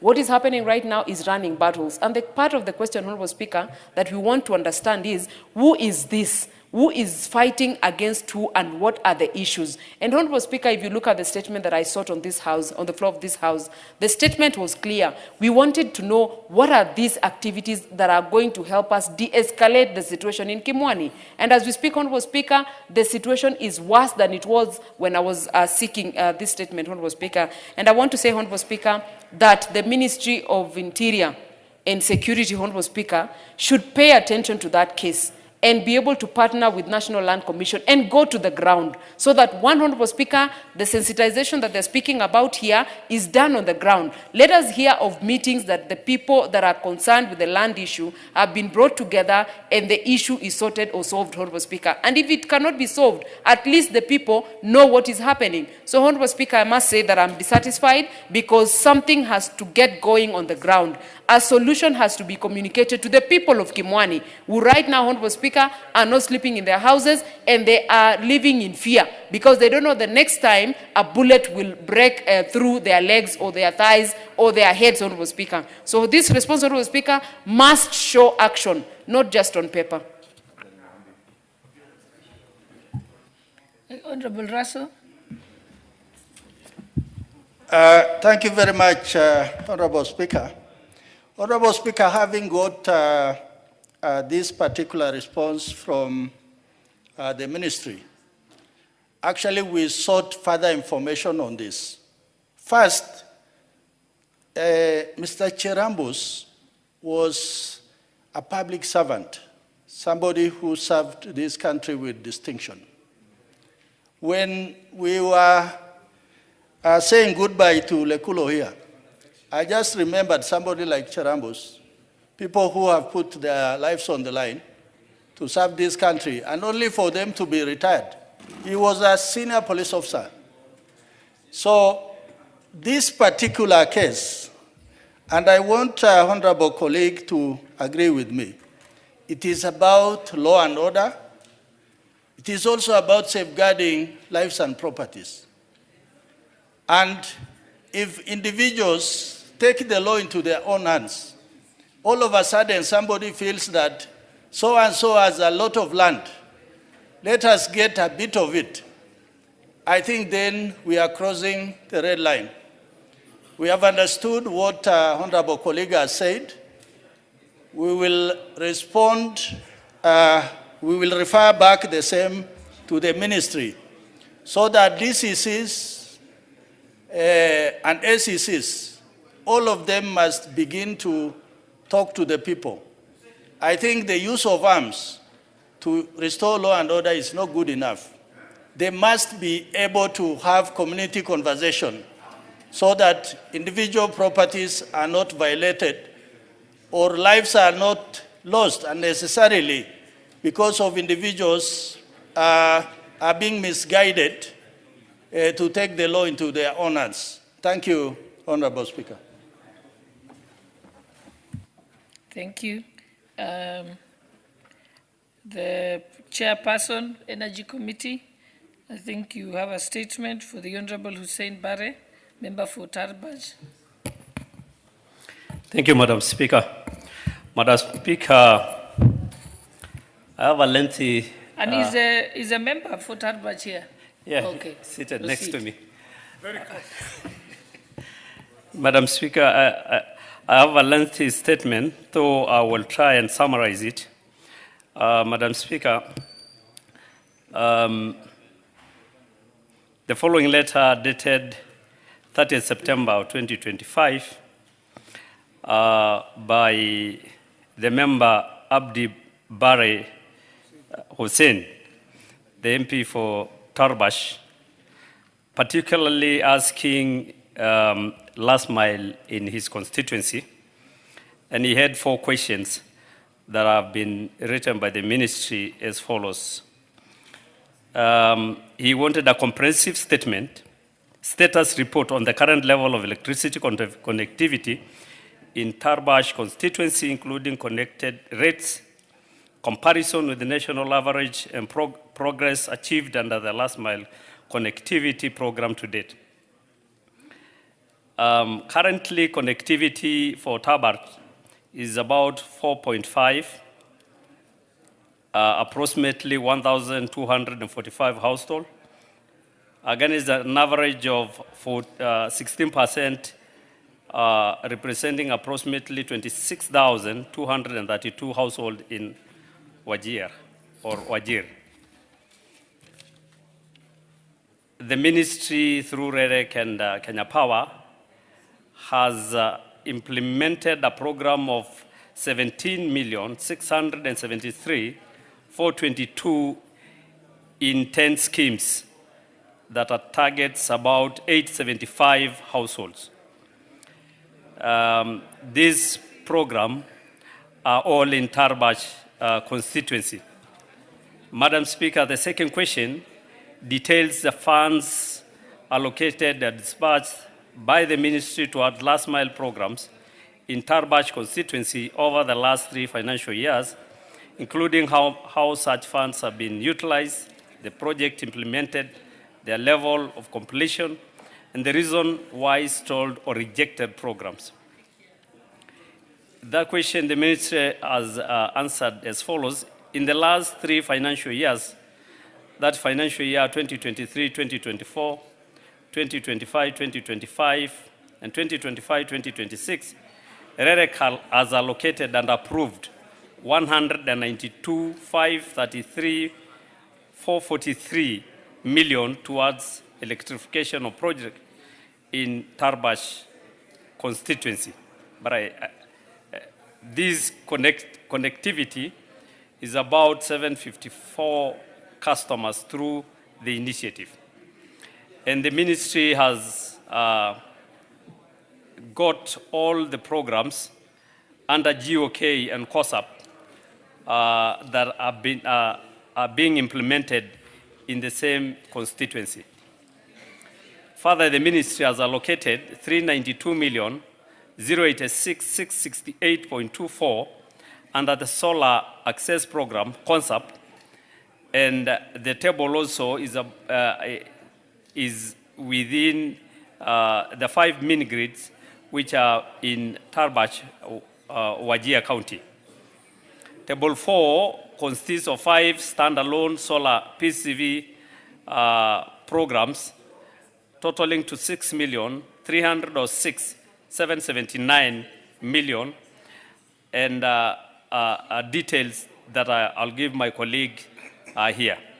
And the third question was details accounts of all programs currently undergoing and those plans for implementation under the program in the current financial year, indicating timelines, target beneficiaries and financing earmarked for completion.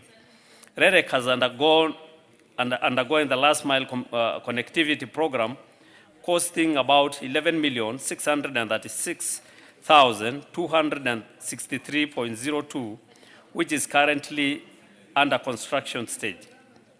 In addition, the World Bank funded off-grid program concept under REREC is implementing Martian Ben for boreholes solarization at a cost of 1,347,541.3 under the financial year 2025-2026. REREC has also earmarked some towns like Gunana, Ugai, for implementation of the same program. The projects are currently in design and are expected to be completed on 30th June 2026. Madam Speaker, project funded, Tarbach project funded on ongoing GOK concept programs. There is a table also that has outlined the same. For those under design to be funded on 2025-2026, approximately 44 million are also under Table 6 and are elaborated as I have actually discussed with my colleague. Table 7, project design awaiting finance of 284,541,130.04 are also awaiting funds but designed. And finally, Madam Speaker, the last question by the Honorable is the ministry long-term strategy. What is the ministry long strategy? Concrete measures to address the permanent resolve of persistent issues of low electricity penetration and poor connectivity in Tarbach constituency and a wider northern Kenya region. The ministry recognized that Tarbach and the greater north region of Kenya has lower electricity connectivity relatively to other regions in the country. This partly contributes to the grid being too far away and the high cost of the grid extension as demonstrated by the Kenya National Electrification Strategy of 2025. In order to address this disparity, the ministry has adopted the following strategies. 1.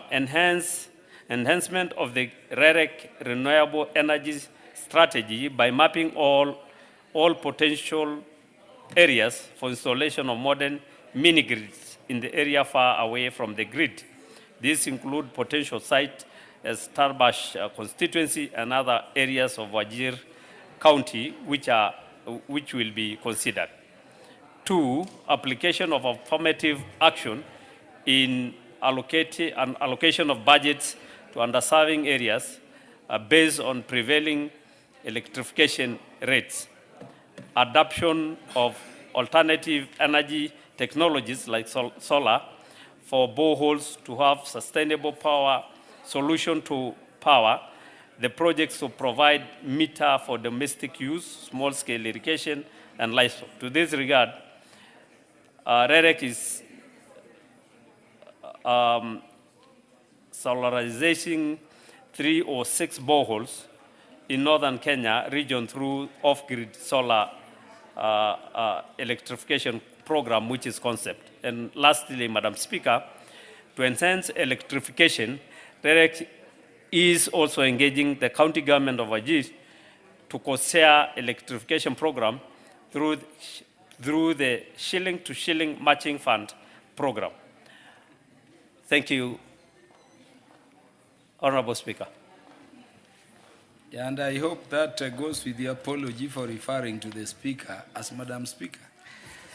Mr. Speaker, I have just seen that you quietly sneak into the chair. Thank you. Honorable Hussein Bare.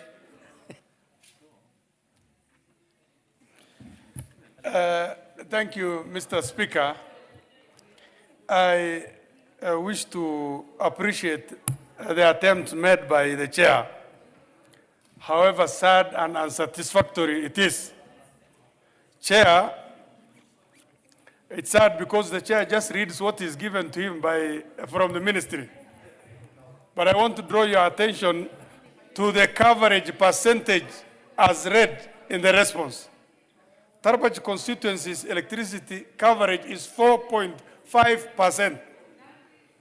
You can imagine when a whole constituency, which is 9,600 square kilometers, has only 4.5%, 4.5% coverage, you can imagine how neglected it is. It is not only in this, but also in other aspects of development. Except for Kutulo maximization and Tarbaj TTC electrification, most of the other things which were read there were just convoluted information just to confuse the chair. So this is not satisfactory. I'm not happy about it. And I seek further clarification on this matter or further follow-up from the chair working with him. Equally, as you've seen, the Speaker, with no agriculture, farming there, and with no proper roads, and with no electricity, you can imagine how the people of Tarbaj constituency are suffering economically. They cannot do any industrial work, they cannot do any other work. Tarbaj gets electricity from two sources. One, a station in Kotulo, and a station in Wajir town. Currently, Wajir town is in partial darkness. Is in, some certain area gets power, others are in darkness. So the whole town is in problem. Some of us feel ashamed when we go back during the campaigns, what we will tell people, because we've been promising them heaven, and Wajir town, the headquarters of Wajir, is in darkness. Also, the station in Kotulo is running on a very old genset, which is breaking every now and then, defeating the purpose for which electricity was sought in the first place. I am making, therefore, an appeal with the chair listening, that the surveyed areas that are waiting funding to be given priority, because Tarbaj constituency has not been served well, because I sought for the past 3 years and each year's allocation, this has not been clearly provided, just to confuse. So Tarbaj constituency was not served well, and I want the proper attention given to the areas which are surveyed, and funding is expected. A special money must be put so that the percentage of coverage in Tarbaj constituency goes up. Thank you very much.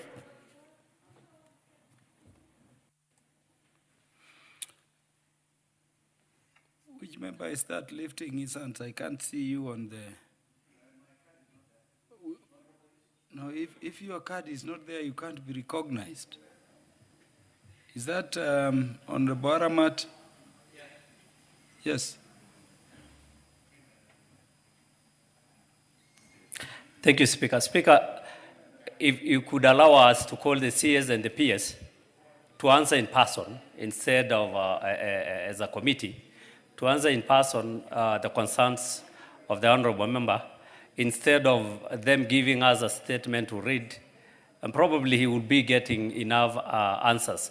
But Honorable Speaker, if you look at the larger programs, they are saying designs has been done, and there is also a concept in the same area, so there is something being done. But I think the CS and the PS would be more of importance to appear so that they can answer the member questions, even in the committee stage. Thank you, Mr. Speaker. Honorable Undo, you want to speak to this? Honorable Victor Koech wants to joyride.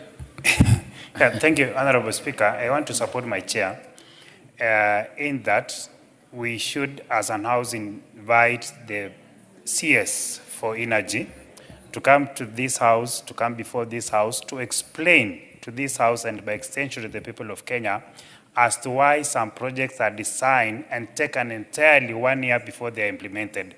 It is equally something that we as an house should now notice, that those projects that have been undertaken by KPLC, that is from AFD donors, have taken longer than the time that was required to have been done. Honorable Speaker, we are realizing that the contract is expiring maybe the end of this month or early next month, and yet 10% of these projects have been undertaken. It is important that the CS is invited to this House to give us progress report on what is happening and what is going to happen to the remaining projects, because what we are being told as members of parliament is that there is laxity from the contractors, and we're being told that there is lack of materials. The contractors are complaining that there is no payment wherever they raise invoices, and that is why they have taken too much time to implement these projects. Honorable Speaker, they say if you want to remain in power, you give people power. And if we don't give these people power now, we as a government and we, even the members of parliament, are going to suffer going ahead. Honorable Speaker, it is also important for these members sitting in this House today to realize that the only entity that is giving us meaningful projects and meaningful development is REREC. And if we want more projects, let us sit as an house and give more budget to REREC, because that is the only entity that has shown that whenever we give them budget, they implement as per the appropriation that we give as an house. It is important that we sit and be serious and be very deliberate on the budget that we give to REREC. Honorable Speaker, I want to support my Vice Chair in requesting that we invite the CS to explain to us on why some projects are designed and takes much more time than it is required. Thank you, Honorable Speaker. Yeah, Honorable Hussein Bare, who is representing the chair, Honorable Aramat. This issue is cross-cutting. I can tell you even the constituency from which I come is very low in terms of electric power penetration, but not, of course, as low as this one for Tarbaj. I mean, 4 point something, when some parts of the country already have 198%, it's not fair. It's not fair. So I wanted to direct, and I direct, that this matter be addressed before the committee in better detail, beyond the statement. So call the CS to the committee, let Honorable Hussein Bare and all members affected, including the Speaker, appear before the committee with the CS and his PS for energy seated there, so that we can deal with this last mile connectivity and how we can, jointly together better electric power penetration across the country. Honorable Hussein Bare, would that be sufficient directive? It's okay, Speaker. Thank you. Yeah. But I will allow my colleague, if you may allow my colleague Boliro to say something. You have no power to allow anybody to say anything on the floor. Honorable Aramat, going by the directions I've given, when do you want to call the CS before the committee to address this matter?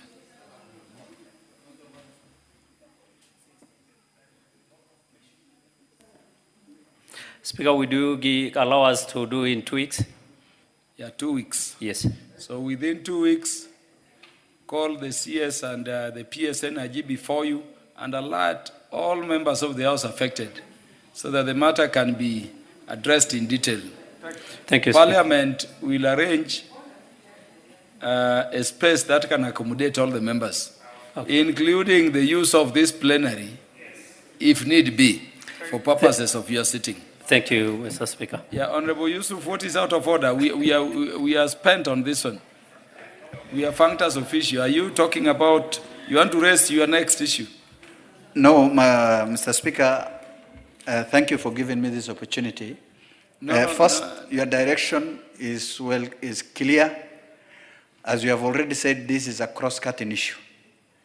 Mr. Speaker, the issue of electricity in northern Kenya, specifically Wajir County, is something that we need to solve immediately. It can't even wait for 2 weeks.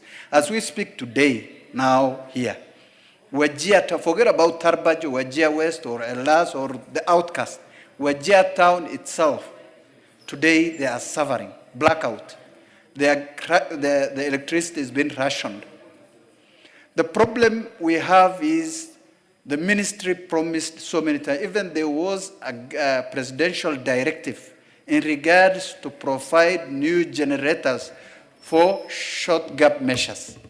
However, Mr. Speaker, what happened, we don't know. The president gives direction, the ministries undertook to provide short-term gap for the people of Wajir. Nothing has happened. They have promised 12 kilowatts, megawatts, solar power, which has not yet started. The issue of electricity in Wajir is very critical, Mr. Speaker. Number two, Mr. Speaker, this issue of COSAP, the mini-grids, there are 13 mini-grids that were done before in the entire country, different parts. But just after 5 years, less than 5 years, all the 13 mini-grids are not functioning today because of lack of maintenance, because of no batteries, because of, I don't know, so many excuses. One of the mini-grids is in my, one of my town, headquarters, called Harado. We called the ministry, the CS, the KPLC, REREC, all together as a committee of PIC to discuss the same matter. However, it took another 6 months without even replacing the same batteries. So I wonder, even if we are given more mini-grids by KBLC or REREC, after 5 years we will have the same problem. The government are not factoring in or thinking about the maintenance of that particular mini-grids or stations that are being constructed. How are we sure that the mini-grids that will be built or constructed by the COSAP will function forever without any problem? And whose responsibility will it be? Will it be REREC? Because there is confusion of who is to handle these programs. Some are handled by KBLC, the maintenance part is handled by KBLC, the construction part is handled by REREC, so it should be very clear. With those few remarks, thank you, Mr. Speaker, for giving me the... Yes, so Honorable Yusuf, that is the reason we are taking the matter back to the committee for more detailed consideration. Take all that information you have to the committee when the committee sits. And the committee is directed through the Vice Chair, Aramat, to let the members know when that business is going to be transacted.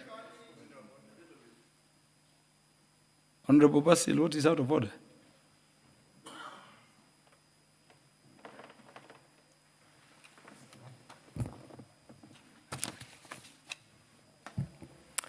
Thank you, Speaker. I want to, actually I'm raising the same concerns like just my colleagues. If you look at some of our areas, for example, Yata constituency, the connectivity to electricity is below 10%. And we are talking from 1963, Mr. Speaker. So it tells you we need to do business differently. Otherwise, we are going to deny people light all that time, Mr. Speaker. And you know, when you connect a new customer to the electric grid, Mr. Speaker, that is adding more revenue to government.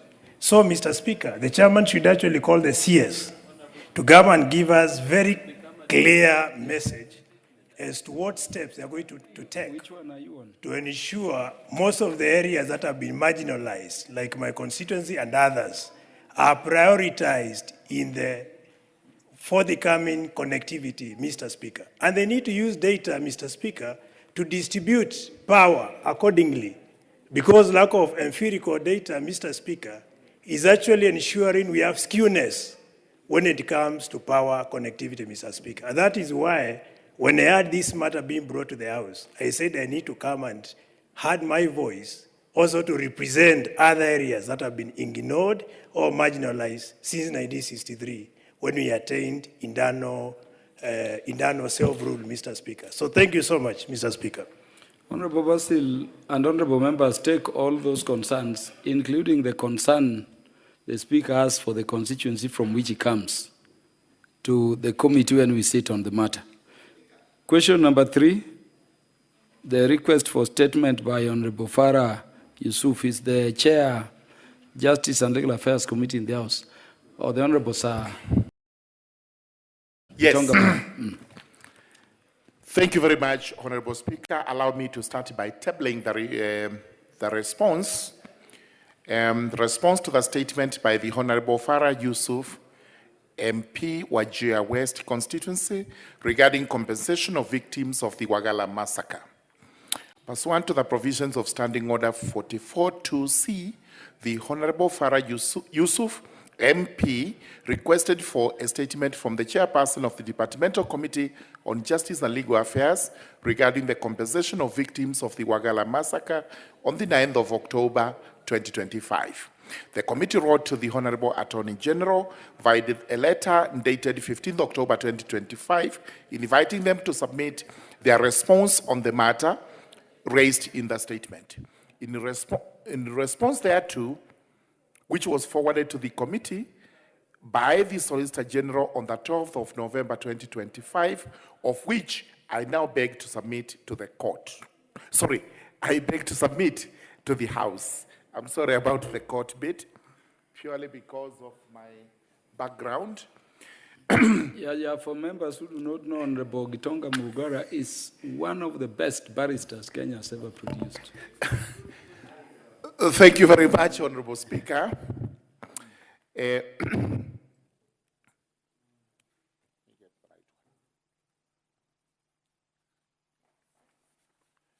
Honorable Speaker, I have provided the Honorable Member of Parliament with the response. It's a lengthy one, but I will give an abbreviated version of it, and is able to look at it, and if not satisfied, he may raise whatever issues that he considers necessary for further consideration by the Honorable Attorney General. Honorable Speaker, on the 9th of October 2025, Honorable Yusuf Farah, Member of Parliament for Wajir West constituency, requested for a statement from the chairperson of the Departmental Committee on Justice and Legal Affairs. In particular, he sought the following: a report on the status of implementation of the recommendations by the Truth, Justice and Reconciliation Commission, which we famously know as TJRC, specifically regarding the victims of the Wagala massacre. Number B, an explanation for the inordinate delay in compensating the families and the victims of the massacre. And number C, measures being taken out or being put in place to provide support to the survivors, including providing rehabilitation programs and fast-tracking the said compensation. Honorable Speaker, in this regard, the Departmental Committee wrote to the Office of the Attorney General, and on the 12th of November 2025, the Office of the Attorney General responded as follows.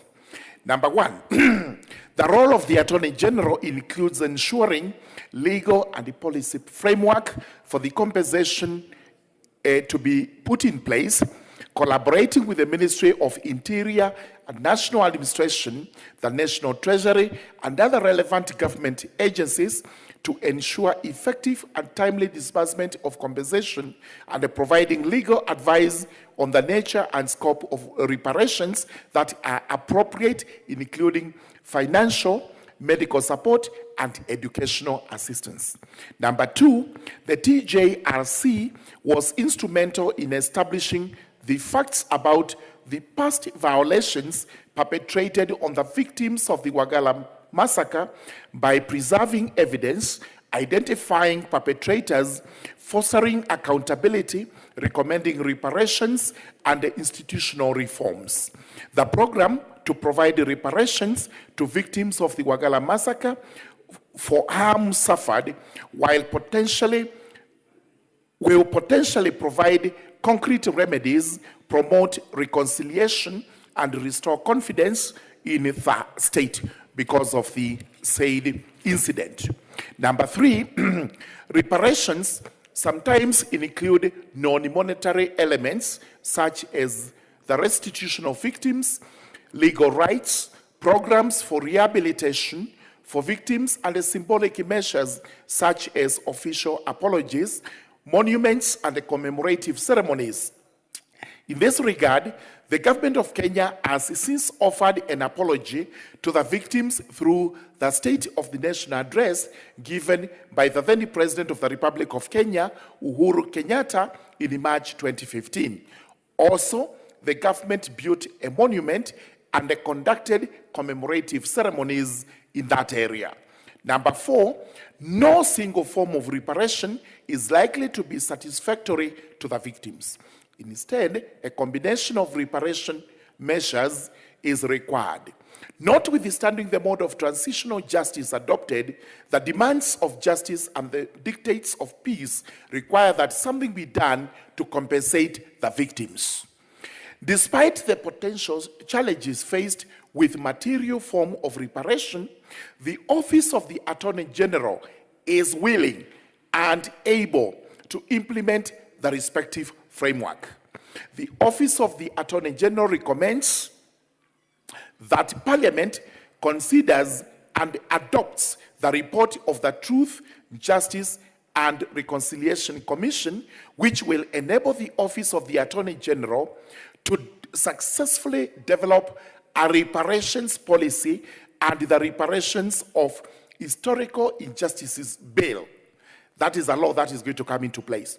The policy will guide the granting of reparations to the victims of Wagala massacre, while the bill, once enacted, will provide a legal basis for reparations and will provide for the administration of the proposed reparations for historical injustices fund, a fund to be established once the legal mechanism is in place. The success of the reparation framework will be determined by ensuring a common basis in international norms and standards and the mobilization of the necessary resources for the sustainable investment of justice. Thank you, Honorable Speaker. That is an abbreviated version of the response. The full response is with the Honorable Member, and he may actually ask any other matters that possibly are not clear, which we are able to answer, and if not able to answer, we seek more clarification from the Office of the Honorable Attorney General. Thank you very much, Honorable Speaker. The Honorable Farah Yusuf, MP. Thank you, Mr. Speaker. I just listened to my colleague, the Chairman of Justice and Legal Affairs Committee's response regarding my statement. And I understand he's just reading what he was given. But unfortunately, Mr. Speaker, this matter is an unfortunate matter. It's a matter that happened and needs to be buried once and for all. The people of Wagala massacre from 1984 to date have not received any justice, Mr. Speaker. And it's unfortunate that the government, the Attorney General, can give a shallow and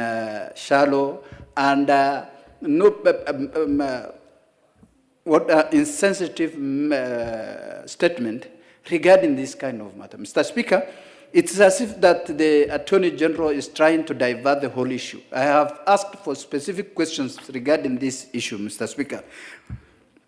Mr. Speaker, the Attorney General is throwing the towel back to the Parliament to adopt a new policy, a policy that he doesn't want to come up with, because this Parliament cannot just come up with policy unless it is anchored in the Constitution. Mr. Speaker, this matter needs to be concluded once and for all. Just recently, the President has given a directive and constituted a committee to compensate people who died during the protest. These are people who also died in the hands of Kenyan government. The military at that particular time. The TGRC report has done its bit. It is only that it was not adopted. Some part has been implemented where the former president has given an apology, which is okay. But the rest, why can't we not add and include the victims of Wagala massacre in the list of those who are currently being compensated instead of limiting to 2017? Why don't we expand the horizon from 1984 to date to compensate? Because those are Kenyans. The ones that have been now compensated are Kenyans. I don't see the reason as to why Wagala massacre people are taken round, no compensation, nothing, and even the Attorney General is, I don't know, is given a blanket explanation which is not satisfactory to the people of Kenya and specifically to the people of Wajir West. I demand a better response, Mr. Speaker, from the Attorney General. Thank you. Thank you. Thank you very much, Honorable Speaker. Before you butt in, Chair, is there any joyrider on this particular one? Yeah, because Honorable Yusuf, I've heard the Chair to say that it would be better the House adopts the Truth, Justice and Reconciliation Commission's report. And with that adoption of the report, the House will determine with its budgeting authority what is required to so do and create the structures for even identifying, the victims, so that we don't have the situation like happened in 2007, 2008, where some claimants were compensated multiple times. Others have not been compensated at all. I don't know whether you're aware that the Nyanza component, the western component of the 2007-2008 post-election violence has not been compensated, except, the Gusii portion, which was compensated a bit before the fresh elections of 2017. So he's saying without such a structure in terms of adoption and system being created and budgetary indications being put in, it may be difficult, and is inviting the House of the representatives of the people to take those steps. I don't know what you think about that, but Honorable Undo, you wanted to joyride. Thank you, Honorable Speaker. Let me also join my colleague in empathizing with the victims of Wagala massacre. I also remember in 2016, during some work, I traveled from Moyale all the way to Wajir by road. And along the line, one of the guides showed us the famous Wagala airstrip where the massacre occurred. And indeed, there was some kind of a monument, a white thing. It's also actually on my Facebook page. My phone is off. I would have showed him to indicate I have been there. Honorable Speaker, this country has suffered a lot of historical injustice, has suffered a lot of inhuman treatment and breach of human rights. We must find a way.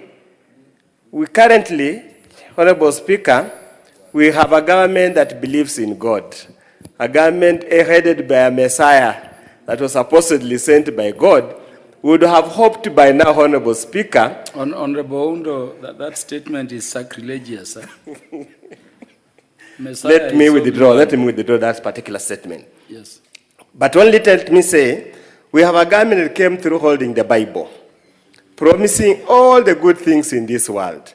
Honorable Speaker, it is tellingly unfair that all this time we have had no concerted efforts to literally address historical injustice, starting from independence up to now. It only took the intervention of Baba Raila Amolo Odinga for there to be some mockery of some kind of a committee to assess and compensate the victims. As we compensate the victims, Honorable Speaker, the government has got the records of the perpetrators of injustice, individual culpability. We can never saddle the people of Kenya for offenses and crimes committed by people we can tell who they are. Honorable Speaker, it must get to a point we must hold people responsible for their crimes without looking around the issue of executive order. Honorable Speaker, when we laid Baba to rest, there is a photo that has been circulating of the policeman who aimed his bullet and gun on the car of Baba Raila Amolo Odinga in Kware area. You cannot tell me that the government ought to have compensated the damage to the car, yet the perpetrator is known very well, captured everywhere. Honorable Speaker, we must stop punishing the taxpayer to pay for offenses for people we can identify. When Baba came from the US, while Baba you were away, the people who stoned him on Ojogo Road. Honorable Undo, you know, is to ask supplementary questions or to seek clarification. Now you are debating. And you are debating in a manner that is exposing a lot of issues, which will bring, you know, more questions and blur the issues further. This is my further question. Now you are calling that team a mockery of a team.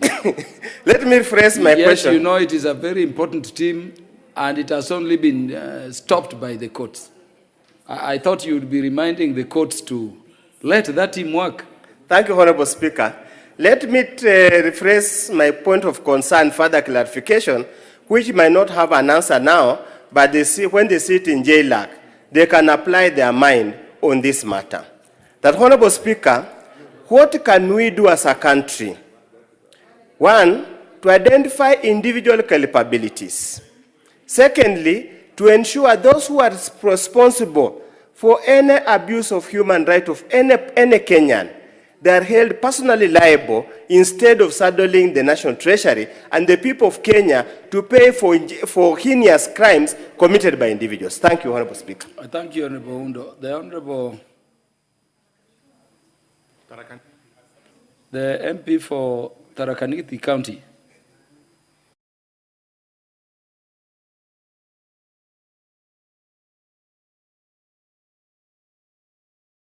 MP Wajir West, Mheshimiwa Honorable Farah. It is now 41 years since the Wagara massacre happened. I remember I was around, maybe in class 2 or class 3. We learned about it later.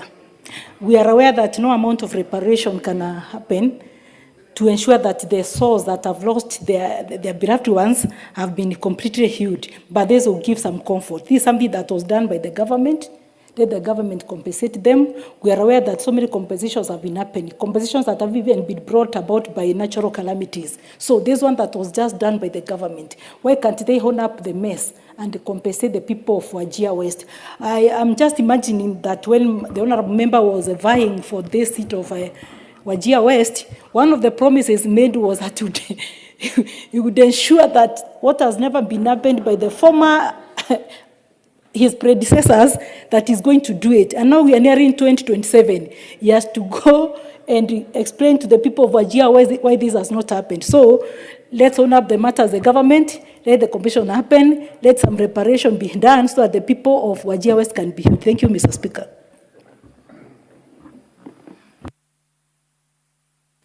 Yeah, I chair Departmental Committee on Justice and Legal Affairs. Thank you. Thank you very much, Honorable Speaker. Honorable Speaker, you've done it very well. In fact, it summarizes exactly what the Attorney General has said, that unless we do have a scheme of compensation anchored in law, we would have difficulties in compensating victims of such incidents. And take it back even to the pre-colonial times, we had the issues with compensating the Mau Mau. We had to go all the way to the UK, but the UK government was magnanimous enough to give some form of reparation, which actually ended up not reaching to the Mau Mau. Even after independence, we have had many, many misfortunes. But unfortunately, we must make a distinction between disaster management, where disasters occur and we have the state departments that deal with that, with reparations regarding wrongs on human beings, purely because the government has made an error or government officers in the course of their employment have overstretched themselves or have overreached themselves. This is why it is now very necessary that we come up with a law in place. We don't have a policy in the first place, and for the honorable member, that is the first step he should be doing, to urge the government to come up with a policy, and after the policy, we will have a reparations on historical injustices, where we have a bill which may come into law with its own regulations. If that happens, it becomes uniform for the country. It will not be a repetition of 2007 to 2008, where victims were compensated selectively, whims of the persons in power. We do not want it that way. We want a law that applies to every Kenyan, so that if you are wronged by the government in a manner that requires you to go either under historical injustice, there is a legal framework which will be used to compensate you. So what you should be doing, Member of Parliament, is not to ask this question, because once you receive this answer, you do not have anything else to do. You do not have a law to fall back to. Now we should be moving through an effort of the Member of Parliament, myself and everybody else, to come up with a reparations law, which we will use to compensate those who are injured in such circumstances, or those who suffer loss and damage in respect of these circumstances, or those who lose their lives. I sincerely sympathize with the people of Wagala area in Wajir West, because that was totally unfortunate, uncalled for, excesses on the part of the government, but unfortunately, there is no law that is tying the government down to a compensation. This is why we should now move away from this question to having, number one, the policy, number two, the law, which is going to be a bill, and number three, a fund where this house will set aside resources that will be used to compensate such persons. Even if we tell the AG to give us any other response, it will not be any different from what has been provided today. Thank you, Honorable Speaker. Honorable Yusuf, there is a law dealing with compensation of victims. Is it, Chair, the Victims Protection Act or the Victims Compensation? This law, Honorable Millie has been quoting a lot on the floor as having been, is victims compensation. It is victims compensation, Yeah, which is a state department in the office of the Attorney General. Yes. It is actually not with the Victims Protection Agency. It is in the office of the Attorney General. And that law does not cover... The law wouldn't cover this, because I think it used, this looks like historical injustice. Yeah.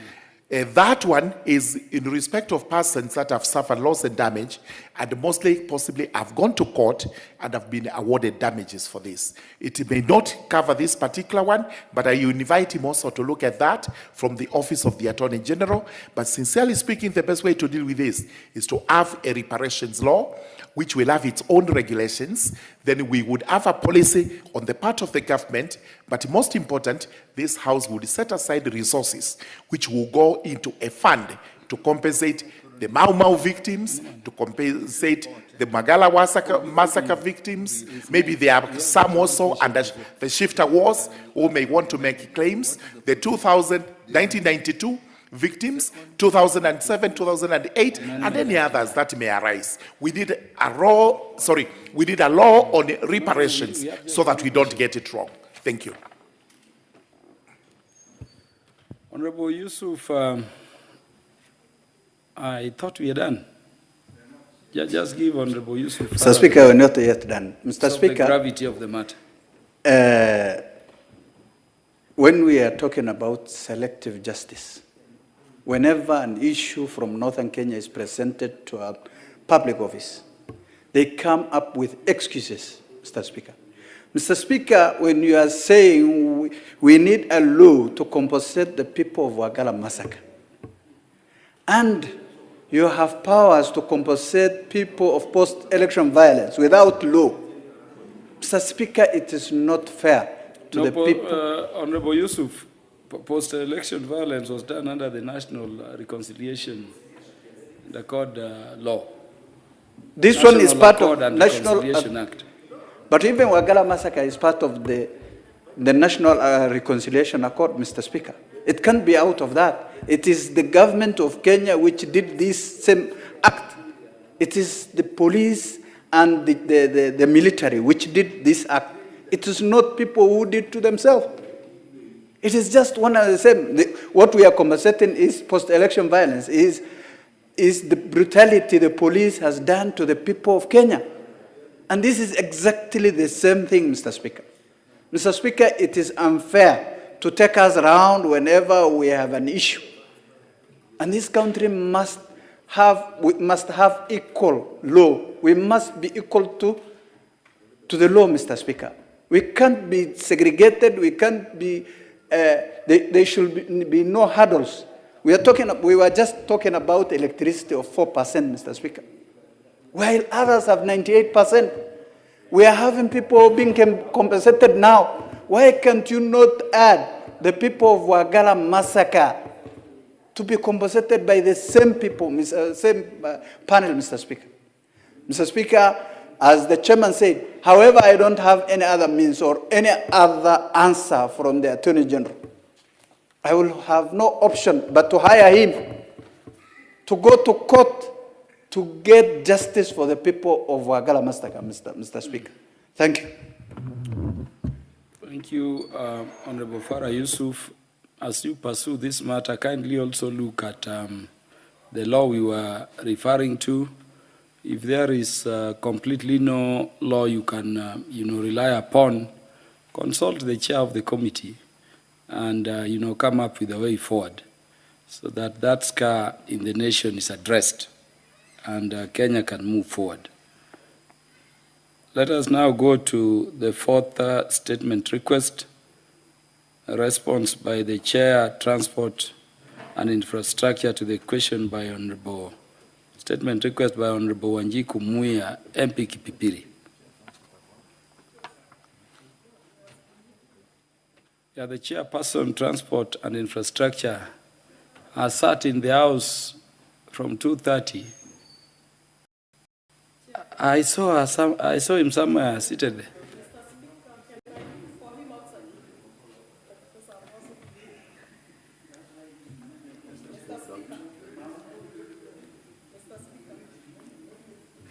You know the consequence of his absence.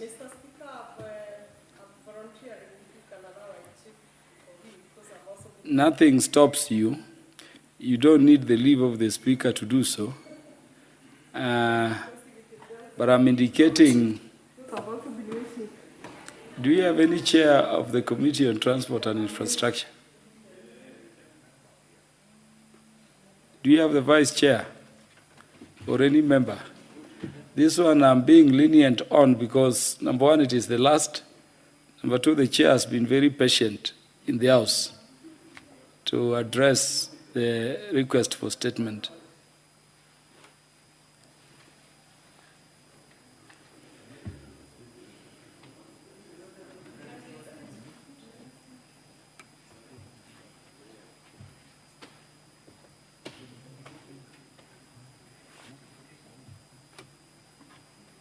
Honorable Wanjiku, have you cited the Chair Committee, Transport and Infrastructure anywhere around the precincts?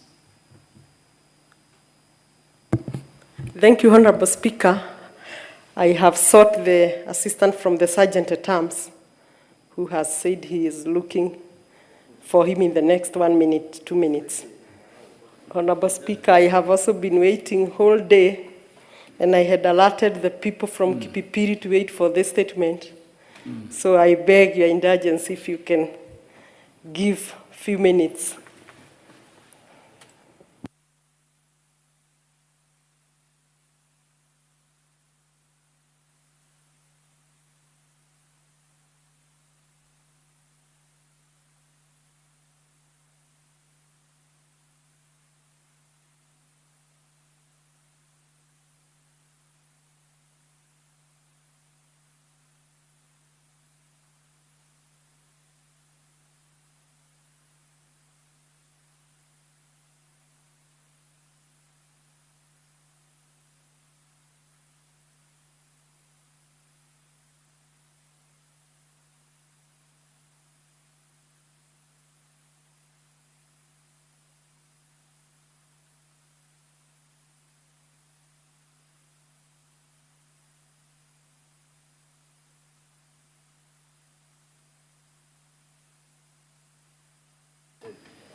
Honorable Wanjiku Muya.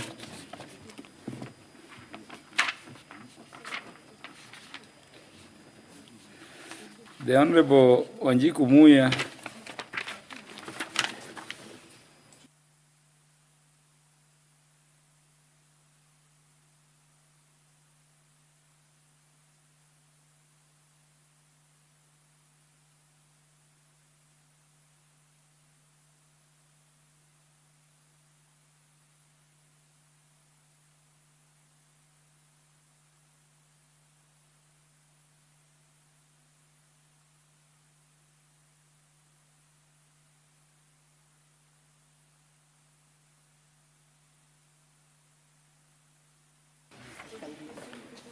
Yeah, I have to give directions on this particular request for statement. The chair has been sitting in the House up to, I think, just a short while ago, when the last statement request was being transacted. Because of Honorable Wanjiku has also been sitting throughout the House, and under the Standing Order number 1 only, I will defer the response to this request for statement to tomorrow during the morning session. Yeah, next order.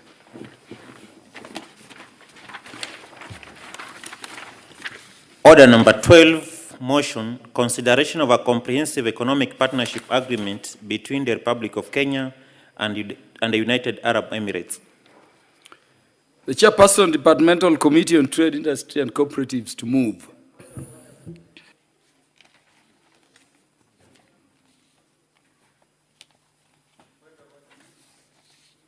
The directions of the Speaker is that the Chairperson moves.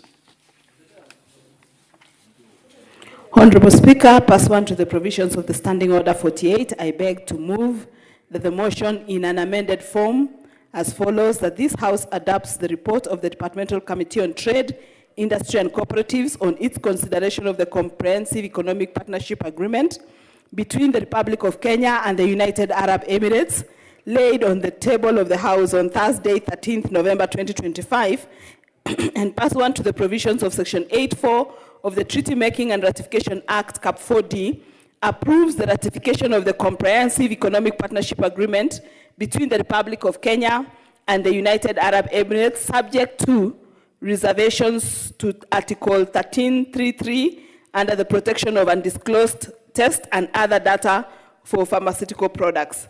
Honorable Speaker, the Comprehensive Economic Partnership Agreement, herein referred to as CEPA, between the Government of Kenya and the United Arab Emirates was laid before the House on Tuesday, the 11th of March 2024, and committed to the Departmental Committee on Trade, Industry and Cooperatives for consideration and reporting to the House.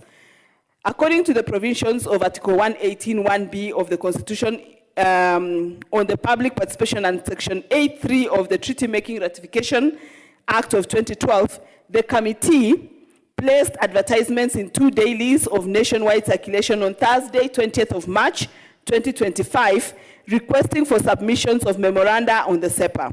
The committee received memoranda from the public and stakeholders. Mr. Speaker, sir, the report is structured as follows for the benefit of members perusing through it. The first part of the report is on analysis of the Comprehensive Economic Partnership Agreement. The second part of the report covers committee observations. The third part of the report covers committee findings. And the last part of the report covers committee recommendations. Honorable Speaker, the committee, having considered the Economic Partnership Agreement between Kenya on one part and the United Arab Emirates on the other part, also called as the CEPA, the submissions from stakeholders makes the following observations. The first observation is that the main objective of CEPA is to enhance trade, investment, and economic cooperation between Kenya and the United Arab Emirates. It aims to create a liberalized market for trade in goods and promote each part's trade in goods through comprehensive elimination of tariffs, enhanced efficiency of custom procedures, enhanced cooperation in technical barriers to trade, and sanitary and phytosanitary measures and development of value chains. The second is that the agreement excludes market access, that is tariff liberalization, as both parties agreed to negotiate this with all the ESC partner states when ready under the rendezvous clause in Article 219. The rationale is that the Republic of Kenya is a member of the ESC Customs Union Protocol, which establishes a common external tariff to be applied on goods imported into the ESC region from other foreign countries. The third part also covers, the third aspect covered is that in terms of policy and legislative consideration, the government of Kenya has anchored the SEPA along with all other trade agreements in the national trade policy and integrated national exports development and promotion strategy, but the SEPA requires ratification by the National Assembly in accordance with the Treaty Making and Ratification Act 2012, which was revised in 2018. The other observation made by the committee is that the agreement will benefit Kenya in that it will expand exports for Kenyan products, given that the UAE is part of the Gulf Cooperation Council, the GCC, which allows its preferential trade access to several Middle Eastern countries, and thereby this agreement offers Kenya an opportunity to expand its trade footprint in the Middle Eastern markets. It also provides a framework for cooperation in trade and investment, and trade facilitation measures will improve custom procedures, making it easier for Kenyan businesses to trade with the UAE, as well as it is expected to attract increased foreign investment in sectors such as ICT, healthcare, and agriculture, while also fostering the cooperation and budget support from the United Arab Emirates. The other aspect that the committee observed is that the possible negative effects include, among others, the increased competition over time for local industries from the UAE products. The SEPA and agreement also undermines access to affordable medicines in Kenya. The intellectual property chapter of the agreement contains TRIPS provisions, which go substantially beyond the TRIPS, that is the trade-related aspects of intellectual property obligations. For instance, the linkages between the linkage provisions and market exclusivity for the 5 year from the latest possible date for both the information and the fact of market approval. This means that even if there is no patent on medicine, generic versions still cannot be approved by the Pharmacy and Poisons Board as safe and effective and reach Kenyan patients for 5 years. This therefore undermines the constitutional aspirations of achieving progressive realization of the right to health care, as the provisions hamper the ability to access generic medicines, especially at a time when there is need to provide timely access to affordable medicine to Kenyans. Developing countries often oppose TRIPS rules because they can potentially increase the cost of medicines, limiting access to knowledge and technology, and thereby hurt innovation and small producers. And this specifically goes for diseases like cancers that have medicines that, that are very expensive. So generic products come in handy to help these patients who suffer from those medications, and that with this kind of exclusivity then could hinder such kind of generics from coming. The following measures are also proposed to mitigate negative effects arising from SEPA. One is the trade remedies provisions, and these provide safeguards, countervailing measures, and anti-dumping, and therefore safeguard against unfair trade practices which may lead to market distortion.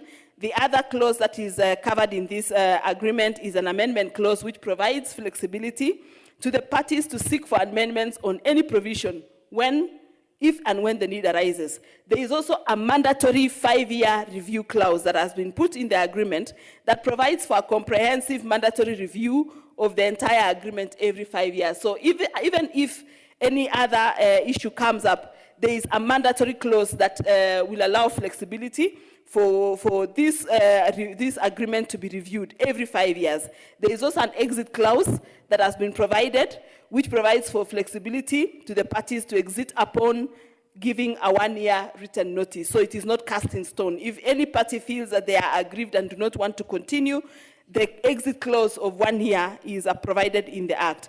The committee also observed that there are safe mechanisms provided for in the agreement where Kenya or the UAE may seek variations. The amendment clause provides flexibility to the parties to seek amendments on any provisions when the need arises, while the mandatory 5-year review clause provides for a mandatory comprehensive review of the entire agreement every 5 years. Mr. Speaker, sir, upon analysis of the submissions and documents tabled, the committee found that Article 13.33 of the Comprehensive Economic Partnership Agreement presents a real risk of financial, legal, and reputational damage for the country. Firstly, Kenya has not implemented TRIPS measures in its current laws, therefore agreeing to them would require amendment to legislation. Secondly, even though Article 13.6 refers to the Doha Declaration on Public Health, it does not override these protections or offer clear and tangible interventions for Kenya to ignore them during a health emergency. Third, Kenya would be committing a stricter intellectual property protection than the one required by WTO law, binding in it an international treaty. In view of the foregoing, the TRIPS Plus provisions might consequently hurt public access to affordable medicine, undermining Article 43(1) of the Constitution, which guarantees the right to the highest attainable standard of health care. Mr. Speaker, the committee therefore recommends that, according to Section 8 of the Treaty Making and Ratification Act, the House approves the ratification of the Comprehensive Economic Partnership Agreement between Kenya on one part and the United Arab Emirates on the other part, with reservations on Article 13.33 on the protection of undisclosed tests or other data for pharmaceutical products, pursuant to Section 8.4 of the Treaty Making and Ratification Act 4D and Standing Order 170A 4C2 of the National Assembly Standing Orders. This Article 13.33 should be urgently renegotiated and reviewed by the parties under the review clause. Mr. Speaker, having noted the proceedings of the Departmental Committee on Trade, Industry and Cooperatives, I beg to move and urge the House to adopt this report and now request Honorable Samuel Parashina to second the motion. Honorable Parashina. Yes, I'm here, Mr. Speaker. Yes, Honorable Undo, I know your matter. Yeah. Let the motion be moved and seconded first. Honorable Speaker, I rise to second the motion on consideration of the Comprehensive Economic Partnership Agreement between the Republic of Kenya and the United Arab Emirates. Honorable Speaker, this agreement is a strategic step forward for our country. It is totally aligned with our national development agenda. It gives an opportunity to new markets and also an opportunity for our country to sustain the regional hub, as we always do. Mr. Speaker, if you look on the pastoralist or even the farmers, we are able to get the high value market with a strong purchasing power, a country like UAE. If you look on the global competitiveness, the cooperation of Kenya and UAE is an opportunity for us to showcase our product with a country that is growing faster in the Gulf region. Mr. Speaker, as our chair has presented the same, you have seen there are issues of local concerns, and the committee is able to consider and see where we can try to renegotiate.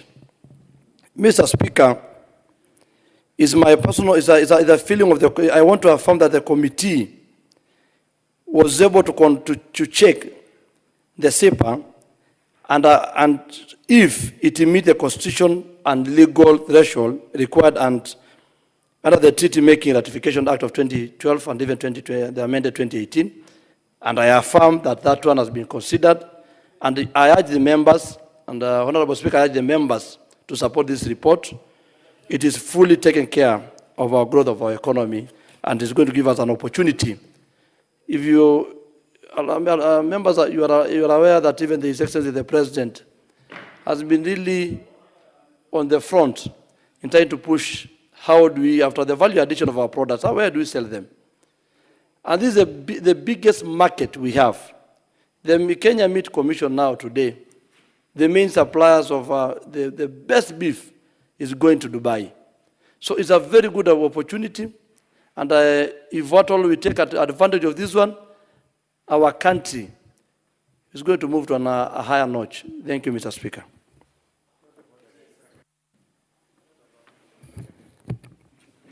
Mr. Speaker, I beg to second. Thank you. Yeah, thank you. Let me propose a question, honorable members. Then you can go to debate, including points of order. Because the motion is not yet before you, before I propose it. Honorable members, I now propose the question. This House adopts the report of the Departmental Committee on Trade, Industry and Cooperatives on its consideration of the Comprehensive Economic Partnership Agreement between the Republic of Kenya and the United Arab Emirates, laid on the table of the House on Thursday, 13th November 2025, and pursuant to the provisions of Section 8, subsection 4 of the Treaty Making and Ratification Act, Cap 4D, approves the ratification of the Comprehensive Economic Partnership Agreement between the Republic of Kenya and the United Arab Emirates, subject to reservations of Article 1333, protection of undisclosed test or other data for pharmaceutical products. Yes, Honorable Oundo, you're now recognized. What is out of order? Honorable Speaker, I stand on point of order number 181 and 199 of the National Assembly standing orders. And let me go on record, Honorable Speaker. You said standing order? 181 and 199. Honorable Speaker, I do this with deference and tremendous respect to my colleagues in the committee. I sit in the Committee of Trade, Industry and Cooperatives that was given the mandate to shepherd the preparation or review of this SEPA up to this point. And along the line, Honorable Speaker, we roped in the Committee of Health because it touched on some matters to do with health. And I say I have nothing about the merits of the report, but I want to raise on the matter of procedure. Honorable Speaker, Article 181 reads as follows. A notice of a meeting of a select committee, and can apply to a departmental committee as well, shall be given by the clerk to all members of the committee, showing the date, the time, the venue, and the agenda of the meeting. And under number 2, it says the notice can either be given by circulation, by electronic means, and the rest.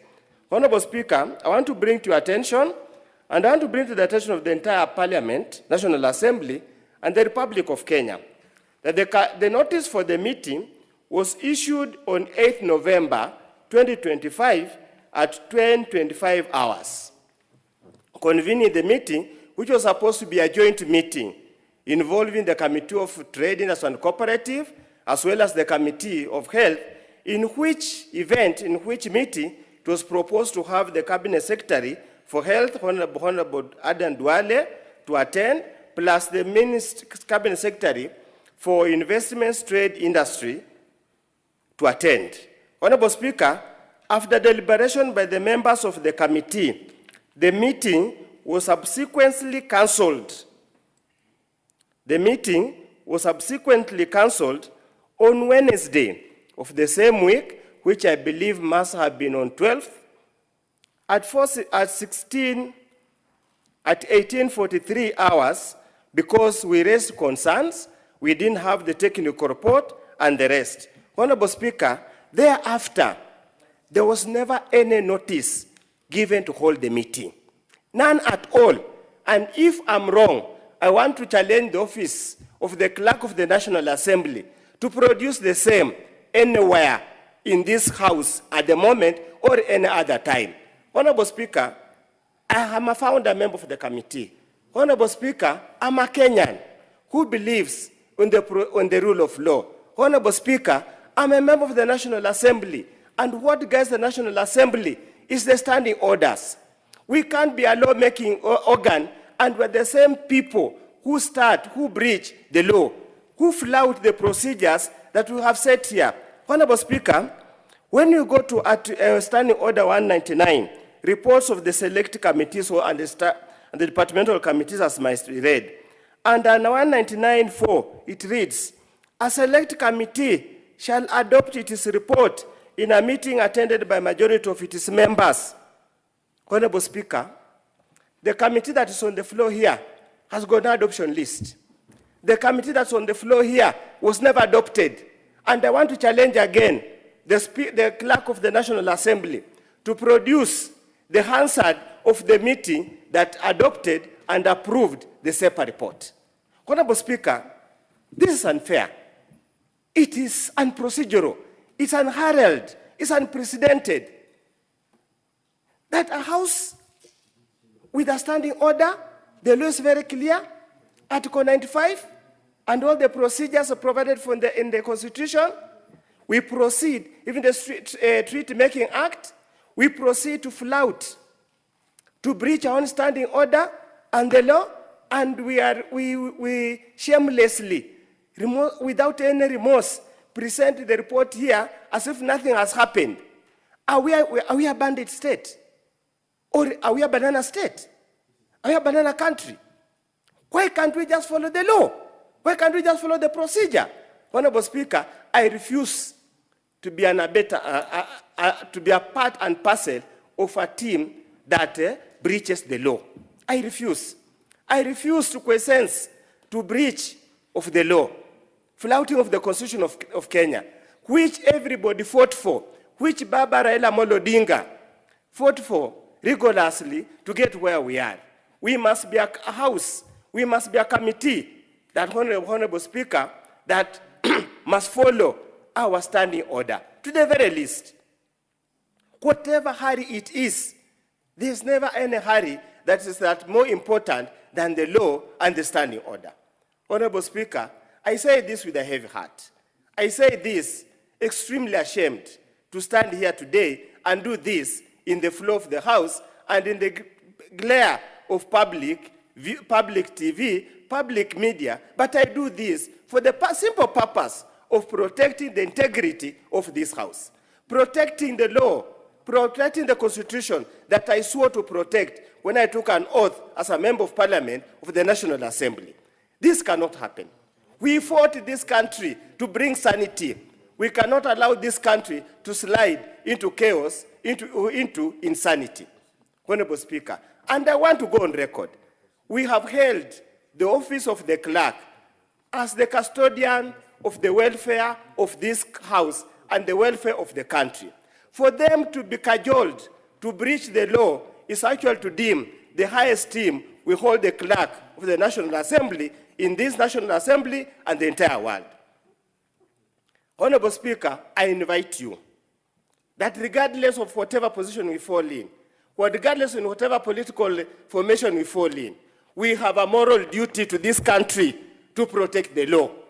We cannot at any particular moment drop guard, because if we drop guard, Honorable Speaker, it might be me who is raising this problem, it must be between this SEPA, but the next time a law will be passed and presented outside there without passing through the National Assembly. I rest my case, Honorable Speaker. Yes, the Honorable Julius Sunkuli. Mr. Speaker, the issues raised by the Honorable Ondo are very weighty.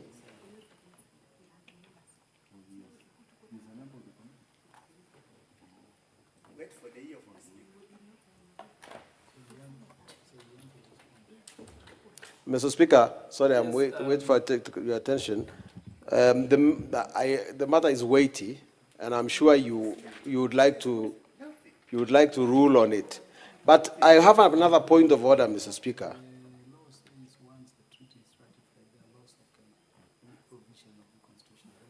Yeah, I could overhear your statement with the clerk, Mr. Speaker. Yeah, proceed. And that it relates exactly to what your interest is. Now, in the process of treaty making, Parliament has been placed as one of the organs that will facilitate the ratification of treaties that are made by Kenya with other countries. And a point of order is this, and this is now to seek either your guidance or the guidance of the substantive speaker. If the motion in Parliament to ratify a treaty reads that we ratify this treaty with reservations,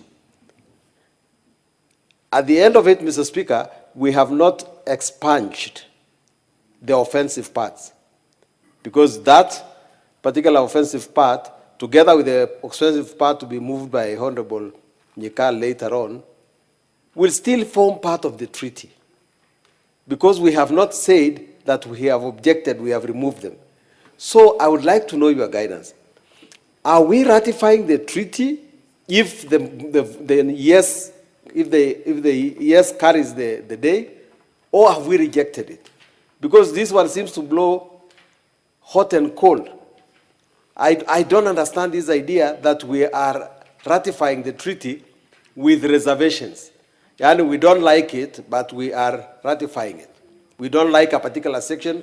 Why doesn't Parliament draft the regulation, the motion in such a way that the offensive parts are removed? Yeah, Honorable Sunkuli, that one I can address immediately. Under Article 2, Sub-Article 6 of the Constitution, all treaties which are ratified by Kenya shall form part of the laws of Kenya under the Constitution. There are three approaches to ratification. You may ratify in whole, in which case the treaty with all its provisions will apply upon its adoption by Parliament. Okay? The second approach is to ratify subject to reservations. By way of reservations, Kenya through Parliament is saying we will be parties to the treaty except that that part on which there is a reservation shall not apply. So it shall not apply. It is like an amendment. Yes, so all the other provisions except the one on which there is a reservation shall apply. So that if you are to look at this one, if the motion were to be passed as is, the entire treaty with all its provisions will apply to Kenya upon ratification by the House, except Article 1333. And you don't need to amend. There is no provision for amendment of a treaty. It is of course, reservation. Okay? The third way is to reject the treaty as a whole, in which case the treaty, in terms of the arrangement it was establishing between the two states, to the extent that it would apply to Kenya, it would not. Okay? I wanted to hear a bit of, more comments on what Honorable Dr. Wilberforce Oundo raised, because it is substantive. And if Honorable Dr. Oundo, is right, and I can assure you I'll be giving directions on adjournment of the matter awaiting a substantive communication from the Speaker. Or we will be proceeding for the convenience of the House, pending substantive communication or ruling of the Speaker on the matter. The Chair of the committee, mover. Yes, I've given the mover the first bite to respond to the matters that Honorable Oundo has raised. Honorable Speaker, Oundo has raised pertinent issues about whether the committee met and actually endorsed the ratification of this agreement. And I want to confirm to the House that a meeting was held on the 13th of November, which was last week on Thursday, and that meeting was attended because on that day, members of ODM were not in Nairobi, they were in Mombasa, and it was attended by even members of the health sector committee who had issues, and that is how we came up and agreed on the ratification of the whole agreement, save for that particular clause that affects pharmaceutical products, because the points that were raised and the issues that were raised by those members who are there, who represented the health sector, convinced the committee. And I want to assure you that the members who signed the adoption list and minutes are actually attached in the report that was laid before the House on the same Thursday afternoon. So we did the meeting in the morning and it was ratified, and the report was laid on Thursday afternoon. So I want to assure Honorable Undo that the committee met. He may not have been available or not have been there, but we met as a committee and we had quorum as a committee, and the minutes and the adoption list are already attached in the report. So I want to confirm that. I don't know, Oundo today has been having issues with, he had issues with the government-owned enterprise bill. Now this one, I think maybe the Mombasa trip may not have gone well for him. The Honorable Parashina. Mr. Speaker, I just want to confirm whatever my vice chair, who is the chair now, have said. And Mr. Speaker, under the standing orders that also my colleague is mentioning, under standing order 95, we need to check if the report follows the procedure. I can assure to you, even during the tabling, which is also put into, so that it gets itself in the statement, or in the order paper of today, Mr. Oundo has the copy in our WhatsApp group. Honorable Oundo. Number 2, Mr. Speaker, just a minute, I just wanted to share another one. You will refer to the honorable member as Honorable Oundo, not Mr. Honorable Oundo. Yes. Thank you, sir. Dr. Honorable Oundo. So, the other thing is about responsibility for his statement. As a committee, we also need to get that factual word is using. Because we have been having meetings, and Dr. Honorable Dr. Oundo was in Mombasa. So if you want to come and say that our report to be debated or discussed because he was not there, then we also go to ask to check our standing orders. Does it guarantee all of us to be there? Because it clearly says once the report is done, the chair or the vice sign and supported by majority. And Honorable Dr. Oundo, you have your right to go back and give your dissenting opinion. When you bring your dissenting opinion of our report, it is okay, but you cannot hold the House at ransom. We are using the same standing orders that you are using. Thank you. That is Honorable Maina Madenge. Thank you, Mr. Speaker. Mr. Speaker, I may be a bit disadvantaged because both Honorable Undo, yourself, and Honorable Marianne, the chair, who has moved this committee report, you are more ranking members. But Honorable Speaker, Mr. Speaker, I am sure that as a member of the committee, once I am aware that the committee is tabling a committee report that I do not agree with, the standing orders allow for the tabling of a dissenting or a minority opinion.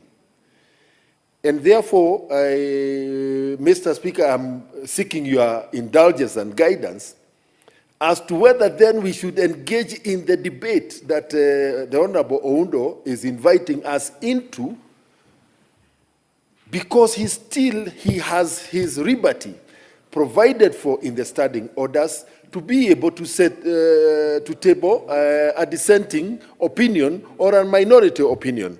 Mr. Speaker, I seek your guidance.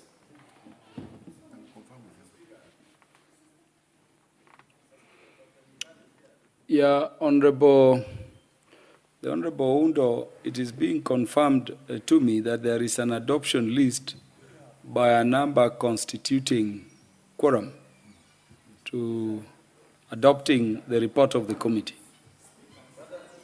And that adoption list of course, does not have you signing anywhere.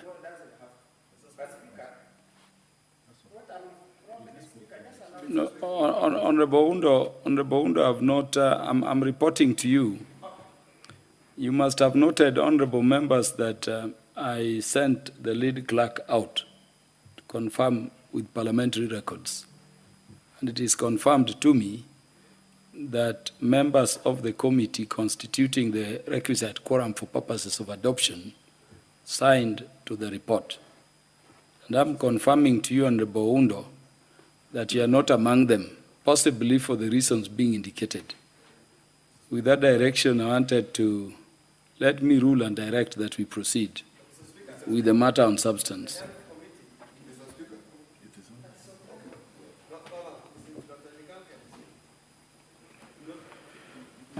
Honorable Julius Sunkuli, I've not recognized you. But give him the mic. I hope you are not countermanding the decision of the Speaker.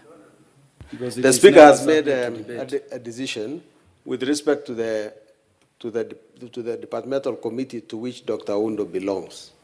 But if you heard clearly, Mr. Speaker, from the Honorable Marianne, the original meeting that was supposed to be held. Honorable Sunkuli, you are seeking review of a decision already made by the Speaker. It is not permitted. No, I'm not seeking. Honorable Murugara will tell you it is No, not permitted. all right, I'll sit down, Mr. Speaker, because the Health Committee did not attend the meeting. Yeah, please. That was adjourned. Please. Yeah. Please, So- you are contradicting the decision of the Speaker. And honorable members, let me say, Honorable Undo, just take your seat. Let me say as follows, honorable members. You know, we have procedures and we have substance. If you look at Article 159 of the Constitution, even in terms of court proceedings, the courts are told, always go to the substance. The nature of House proceedings, and I would request we proceed this way, particularly where I'm presiding. Even if you've not gotten your rightful liberty before the committee, I can tell you when I'm presiding here, as any other speaker, raise those issues. If you want more clauses of the treaty to be subjected to reservation, move as I hear Honorable Nyikali is moving. Let us not tie ourselves down when ultimately it is this House to ratify or not. Let me tell you, honorable members, because I want us to make progress. I'm only allowing this debate because today I imagine we sit, longer. But remember, there is no requirement under the laws that there must be a committee report for this House to adopt or ratify a treaty. And so let me tell you, if we were to go to the substance, we may even do away with the parts talking about committee report and say that this agreement be ratified by the House. The House approves, full stop. And we go to the substance straight away. So can we, and I direct, let us proceed with the matter we are transacting on the merits. It having been directed and found that there is an adoption list. Honorable Passaris, you want to contribute on the substance? Yeah, give Honorable Esther Passaris. Honorable Speaker, now that it has been clearly established that the committee meeting was not rushed and that it met the required quorum, I would like to focus my contribution on this particular issue on the substance of the concerns raised. Honorable Speaker, my primary focus is on the clause dealing with undisclosed pharmaceutical test drug data. This is not a small matter. Even when the process is sound, we must carefully examine any provision that could affect access to affordable medicines for ordinary Kenyans. Kenya relies heavily on generic drugs. And generics are what makes treatment for cancer, diabetes, hypertension, HIV, and many other conditions accessible. If any clause unintentionally delays competition in the pharmaceutical market or raises the cost of essential medication, then we have a responsibility as the House to interrogate it thoroughly. Honorable Speaker, I fully appreciate the opportunity this agreement presents for trade, investment, and growth. But as we open our markets and deepen our partnerships, we must also ensure that public health systems are not exposed to risks. For this reason, I urge that future engagements on clauses touching on health, especially pharmaceutical regulations, include structured consultation with the Ministry of Health, the Pharmacy and Poison Board, KEMSA, Kenya National KNH, and consumer protection stakeholders. This will give Parliament a clear, evidence-based understanding before ratification. Honorable Speaker, in conclusions, I support the broader vision of SEPA, but I also maintain that Kenyan lives and Kenyan health must always come first, and the balance is what we must protect. Thank you.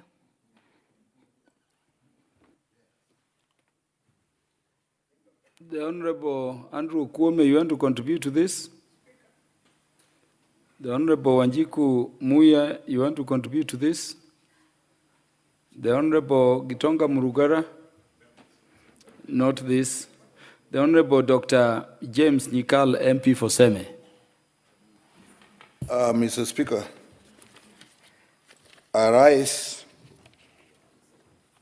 to make an amendment, but you'll oblige me that I must make a statement regarding the discussion that has gone on. As you indicated, Honorable Koitany said the purpose was to have a joint meeting.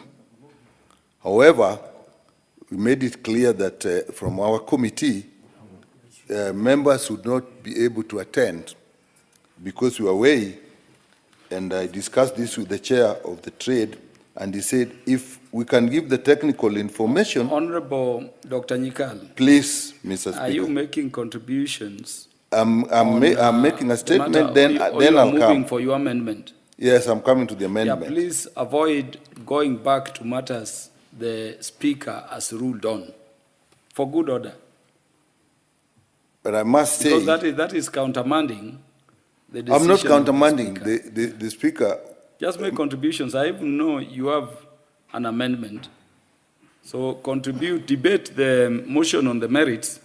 You may even move amendments beyond the amendments you have sought. But let us not go back to the Speaker so that we... But I just want that I want the record to make straight on behalf of our committee that actually what we discussed with the chair of the other committee is that if our members cannot attend because we are going away, if we can pass the technical information through our technical people, then they'll proceed. That is all I wanted to make. Yeah, what then went on after that is not mine. Thank you, But Dr. I want Nyikal. to say that our members actually did not attend, but we provided the technical committee. But members of the health committee did not attend. No, that is in order, Dr. Nyikal. Having said that, Mr. Speaker, I rise to make actually make an amendment to the motion as moved and seconded. And I intend to move the following amendments on the report of the Departmental Committee on Trade, Industry and Cooperatives on its consideration of a comprehensive economic partnership agreement between the Republic of Kenya and the United Arab Emirates, and that the motion be amended by inserting the following words immediately after the phrase data from pharmaceutical products. And what we insert is, and Article 2.13, in bracket, tariff measures in relation to health products and health and technologies, and that the consequential amendments be affected in the report thereof. Mr. Speaker, why we seek to make this amendment, and I first of all must appreciate what the mover has done in looking at another part, 13.33, which actually sorted out the issue of some pharmaceutical products very, very well, and appreciate that. However, on this one, Article 2.13 is dealing with non-tariff measures. And Mr. Speaker, Article 2.131 actually provides a limitation on non-tariff measures. And this clause prohibits the introduction of non-tariff measures.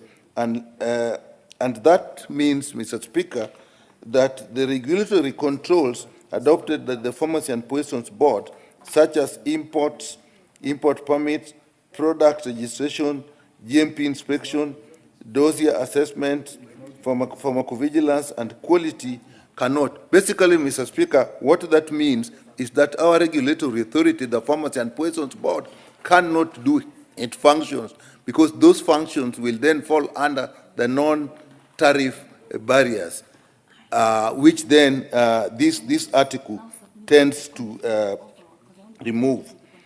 And Mr. Speaker, 2133 provides that if there is concern on either parties regarding those non-tariff measures, in which case that relate to our regulatory authority of the Pharmacy and Poisons Board, then this can be discussed. Give Honorable Nyikal the mic. That can be discussed in the subcommittee of trade. Mr. Speaker, what that therefore means is that our regulatory authority will therefore be subject to that committee. And that, Mr. Speaker, is not safe for pharmaceutical products. Mr. Speaker, our UAE exporters may challenge the decisions made by our board on the grounds that they are actually non-tariff measures, and therefore do not apply. And what that would mean, Mr. Speaker, that the health products and the health technologies, these are mainly vaccines, these are medical devices, these are blood products, these are equipment that to use, therefore we will not be able to actually regulate them as we should. And these are important, Mr. Speaker, because if you look at medicines, I don't have to say, the medicines have to be carefully regulated because the interaction of medicines with patients is extremely important.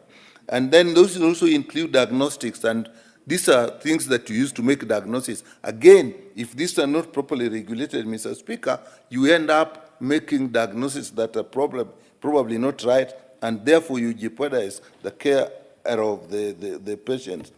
And vaccines, I don't have to say, if the vaccines are not properly regulated, again, we'll have a problem. So that our Pharmacy and Poisons Board that takes these functions, which include registration and market authorization, inspection to ensure compliance with the good manufacturing practice and good distribution practice, the licensing on pharmacy premises and pharmacy professionals, even professionals included here, pharmacovigilance, which means monitoring how drugs are performing in the field.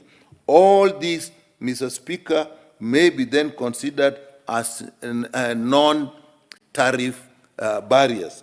And Mr. Speaker, if that happens, it limits the functions of our Pharmacy and Poisons Board. Mr. Speaker, this then is happening at a time when this country, we are seeking actually to improve the level of our regulation to the World Health Organization standards, what we know as maturity level 3. If we get to that level of regulation, then this country can actually be able to produce drugs and vaccines. But if we then are in a situation where the trade agreement then inhibits it, then it will be considered that our drug regulatory authority is not independent enough to allow manufacturing to go on in this country. And Mr. Speaker, this is not something that is new. It has happened in many countries before, and I can give you examples. like India had a problem with various multinational pharmaceutical companies. And when India required generic medicines to undergo serious bioequivalence and bioavailability studies, that is to know whether these drugs can work properly, then these international companies, international pharmaceutical companies insisted that they were introducing non-tariff barriers. And that became a problem, particularly in the USA. Again, the Indian generic medicines again had a problem when they were transiting through European Union, when again these medicines were seized by the customs, who claimed they violated the regulations of the EU regulations, and that they were now considered at interface despite being legal, both production and destination. Again, the EU used regulatory measures as illegal trade barriers. So this is something that has been a problem. Even Thailand had a problem with the US pharmaceutical industry, because they were also insisted on taking long when doing very keen surveillance of the drugs, when taking time to do licenses, when doing lots of studies and measurements. Again, these were considered as non-tariff barriers. Even Canada versus against the European Union and US, again had a problem because Canada was routinely insisting on doing thorough investigation, thorough assessment by their regulatory authorities. These were again considered as non-tariff barrier to trades. So, Mr. Speaker, with that, we stand a major disadvantage that drugs will come in and we may not do anything about it, and if our measures, registration, surveillance, and so on are put in place, they'll then be considered as non-tariff barriers to trade. So therefore, we, in this bilateral trade agreement, we are saying that it can be exempted, and we shall not really be the first people to do that. Even other international agreements do actually exempt this. If you look at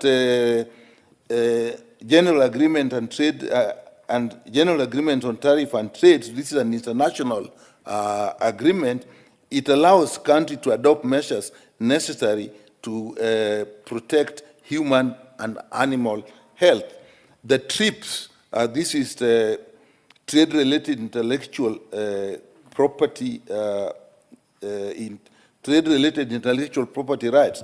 Again, these by World Trade Organization are also, they are limited actually. Sometimes they are actually left out and not really overlooked, but flexibilities are provided. In fact, there is a major flexibility known as the Doha flexibilities, so that says you don't have to abide by the TRIPS requirements if it comes to public health. So with that, Mr. Speaker, it is important that we actually put clear reservations on Article 2.13 on the tariffs. But we understand, and we were also advised by trade departments, that this agreement is not only for medical products. To that extent, we have stated clearly that we put reservations on Article 213 on non-tariff measures in relation to health products and health technologies, so that the other aspects of trade can actually go on. But we must protect the health products, health technologies, the drugs we use, the diagnostic equipments we use, the machines we use must be protected. And with that, I beg to move, Mr. Speaker, and I'll ask Honorable Sunkuli to second my motion. The Honorable Julius Sunkuli.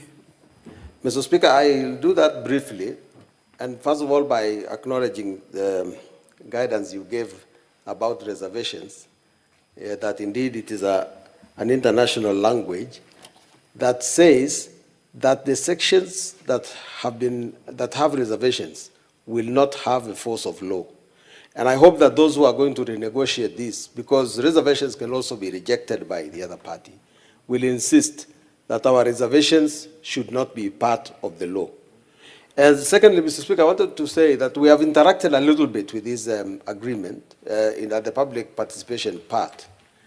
And notwithstanding the other parts, the good parts that have been ably said by the mover and the seconder, looking at from the eyes of Health Committee, and actually taking a lot of it from what Honorable Marianne said, there are two problems from the health perspective. One is this idea that tends to say that the original medicines, if I may use the common man's language, the original medicines or drugs are protected, and that you cannot later on try and produce generics.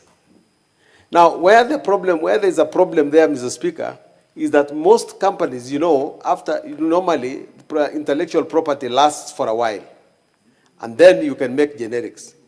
But there is a trick that many companies use, which is called evergreening, that they wait until their time is supposed to expire, and then they change a small component of the original medicine, and then the 20 years start running again.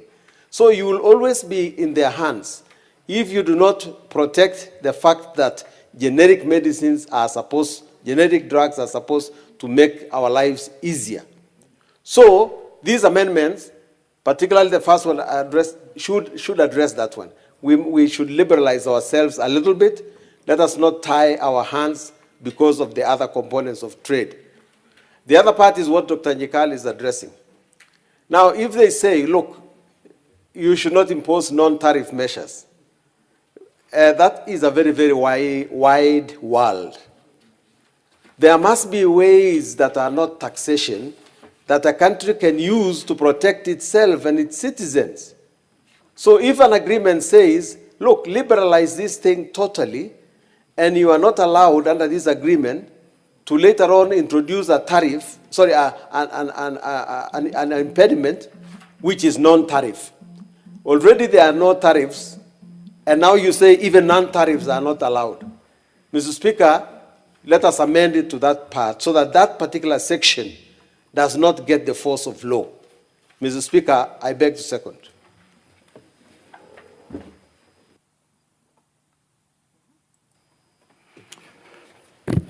Yes, honorable members, I propose a question that this House adopts the report of the Departmental Committee on Trade, Industry and Cooperatives.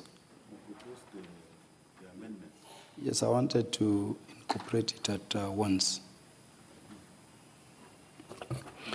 Yes, honorable members, I propose the question that the motion be amended further by inserting after subject to reservations of Article 13, sub-article 33, into bracket protection of undisclosed test or other data for pharmaceutical products, and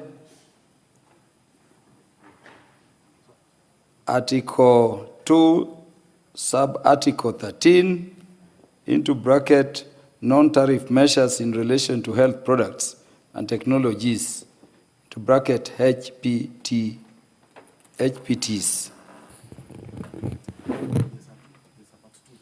There is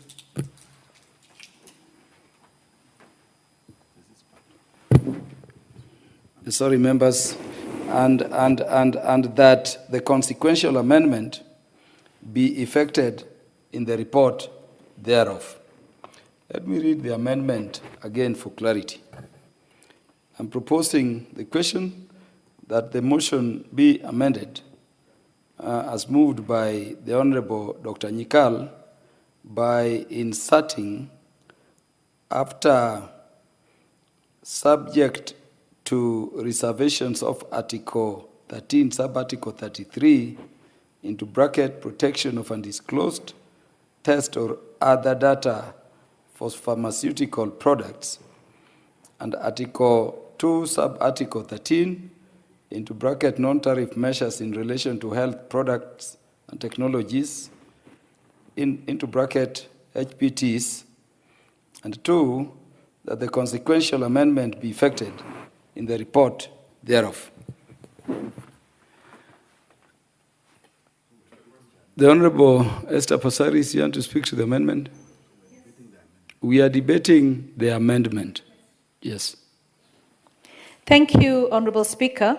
I want to begin by thanking the Chair of the Health Committee for moving the amendment, which, in my opinion, provided a detailed global context.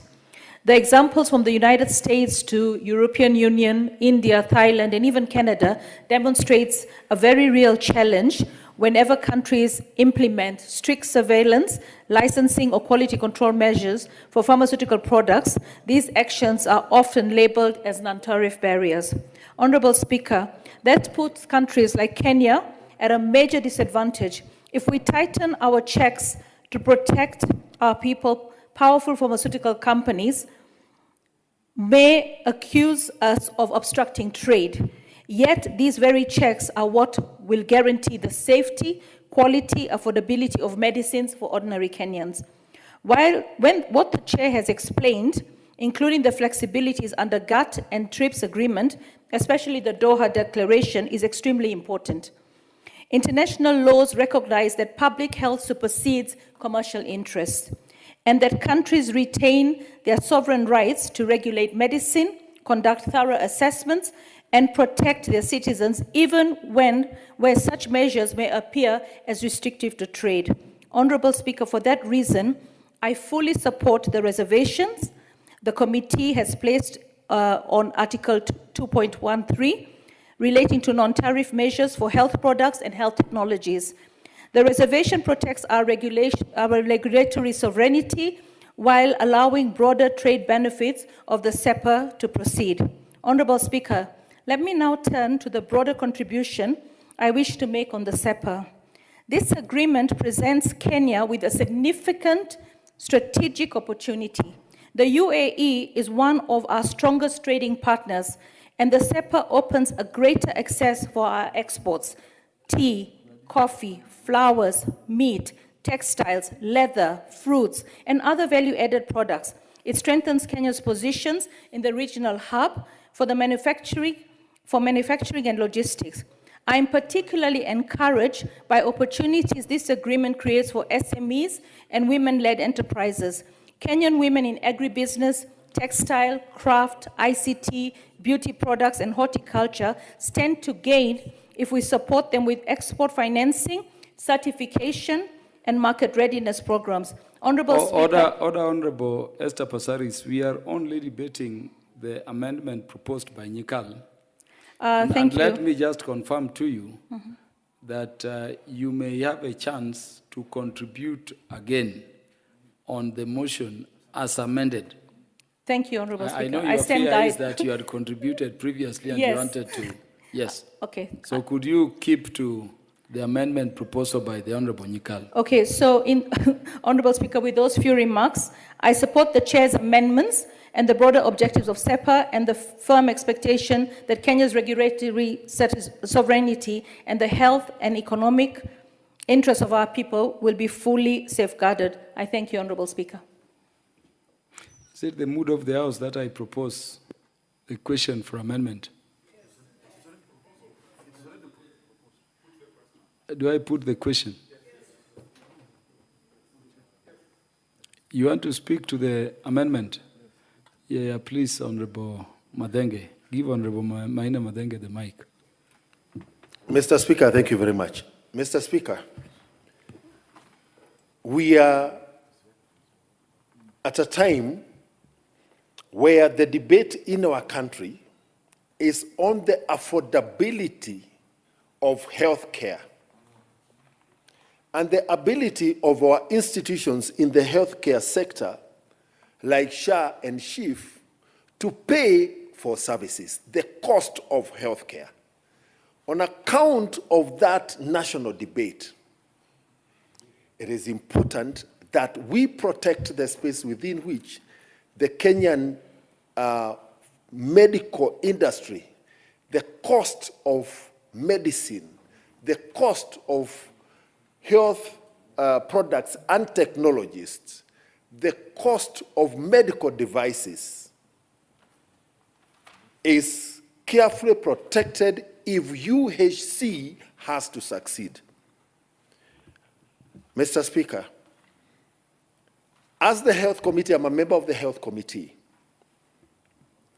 we are deeply concerned that this comprehensive economic partnership agreement has the risk of increasing healthcare costs, has the risk of limiting access to affordable medicines, has the risk of affecting part of the bottom-up economic transformation agenda on account of encouraging local manufacturing of pharmaceutical products, and therefore anything that seems to stand in the way of the realization of Article 43 on the right to the highest attainable standard of health care, this House must tread with care.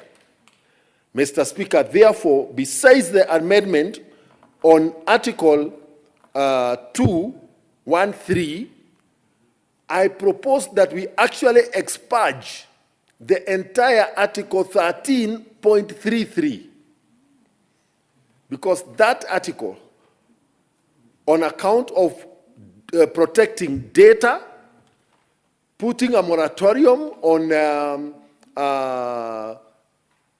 manufacturing of generics and accessing generics for a 5-year period, that puts to risk Kenyans for a very long time. And therefore, Mr. Speaker, I am supporting the amendment on Article 213, but I'm proposing the total expurging of Article 13.33 in as far as it applies to the medical industry. If any of those articles come into force in any form, we will be giving double protection to manufacturers of medicine, foreign manufacturers of medicine over Kenyan companies. Number 2, we will also be strictly undermining the journey of our country towards the attainment of WHO level 3 that will therefore entitle locally manufactured goods to attain the standards for export, because we have a competent authority, regulatory authority, in the form of the current Pharmacy and Poisons Board. And lastly, the question of local tests also jeopardizes the level of recognition of our national quality control labs. And therefore, Mr. Speaker, on these amendments, this could be a matter of life and death for our medical industry and also for the provision of medical care in our country and affordability and access to medicines.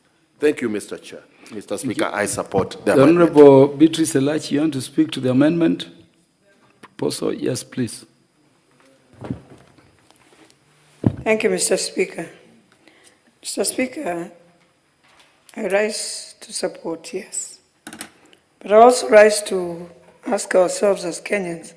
See, when we talk even of our pharmacies, Mr. Speaker, you wonder why even today a chemist that has a diploma pharmacist is able to give you antibiotics. So it means even as we talk about all this, we must agree first of all, even in the country, our pharmaceuticals must be checked, because we have a lot of generic drugs already in our country. And so, Mr. Speaker, if we want to now work with UAE, then let us develop or improve the pharmaceutical industry in Kenya. That in the agreement we are saying, you are coming to join us, but this is what we will want, that we will strengthen the standards to have better standards, and they must follow those standards. That, Mr. Speaker, better to build even a regional block of supply hub, but which has both Kenyans and our investors of EAU. But more importantly, strengthen the pharmaceutical vigilance, not just for UAE, but even from India. So the health committee must help us. And we must even come up with a policy here to say, just the way it is in Europe. In Europe, Mr. Speaker, there is no person that will give you an antibiotic on a counter. In Kenya, you are given. Where is our poison board? So let us agree, first of all, it has to stop, and it has, why they will take advantage is because already the locals are doing the wrong things. So can we strengthen the locals before even they come to be rightfully and to be monitored and tighten every loose end of how the pharmaceuticals are doing some crazy things, I will say that. I have so many pharmacies in the Dagoretti North. I can tell you if you see them. Some of them you wonder, why is it we have a pharmacy every 200 meters? Where? Where in any country will you allow that? So, Mr. Speaker, as I support, I want to tell the Health Committee, it is time you go out there and put in a policy. How many pharmacies do we need? We have become so sick that we must just pharmacies flying all over. It has to stop, Mr. Speaker, but I support. The Honorable Ibrahim Sane is recognized to speak to the proposed amendments. Thank you, Mr. Speaker, for your generosity. Mr. Speaker, we are dealing with a very, very weighty matter, the health of Kenyans. It is not ordinary merchandise. It is not trade in hardware materials. We are speaking to Article 43, Sub-Article 1A, which explicitly puts it that Kenyans are entitled to the highest, not just attainable standards of health, but to the highest attainable standards. That requires serious qualification. It's not mere access, it's not ordinary standard of health, but the highest possible. And in so doing, if you look at this comprehensive economic partnership agreement, it is skewed, it is business-driven, profit-driven than the safety and the welfare of Kenyans, Mr. Speaker. Mr. Speaker, inasmuch as I do agree through you that we have an authority in this House on matters health, his analogy of agreements between European states do not apply here. Third world countries have for long been exploited by the Bretton Woods, IMF and World Bank, just in the pursuit of profits. UAE is emerging to be another big brother in the bloc, in business. We don't want Kenya to be a dumping area, just courtesy of the regulations we make. The access price of drugs shall be a strain to the achievement of universal health care and the share we have been proud of lately.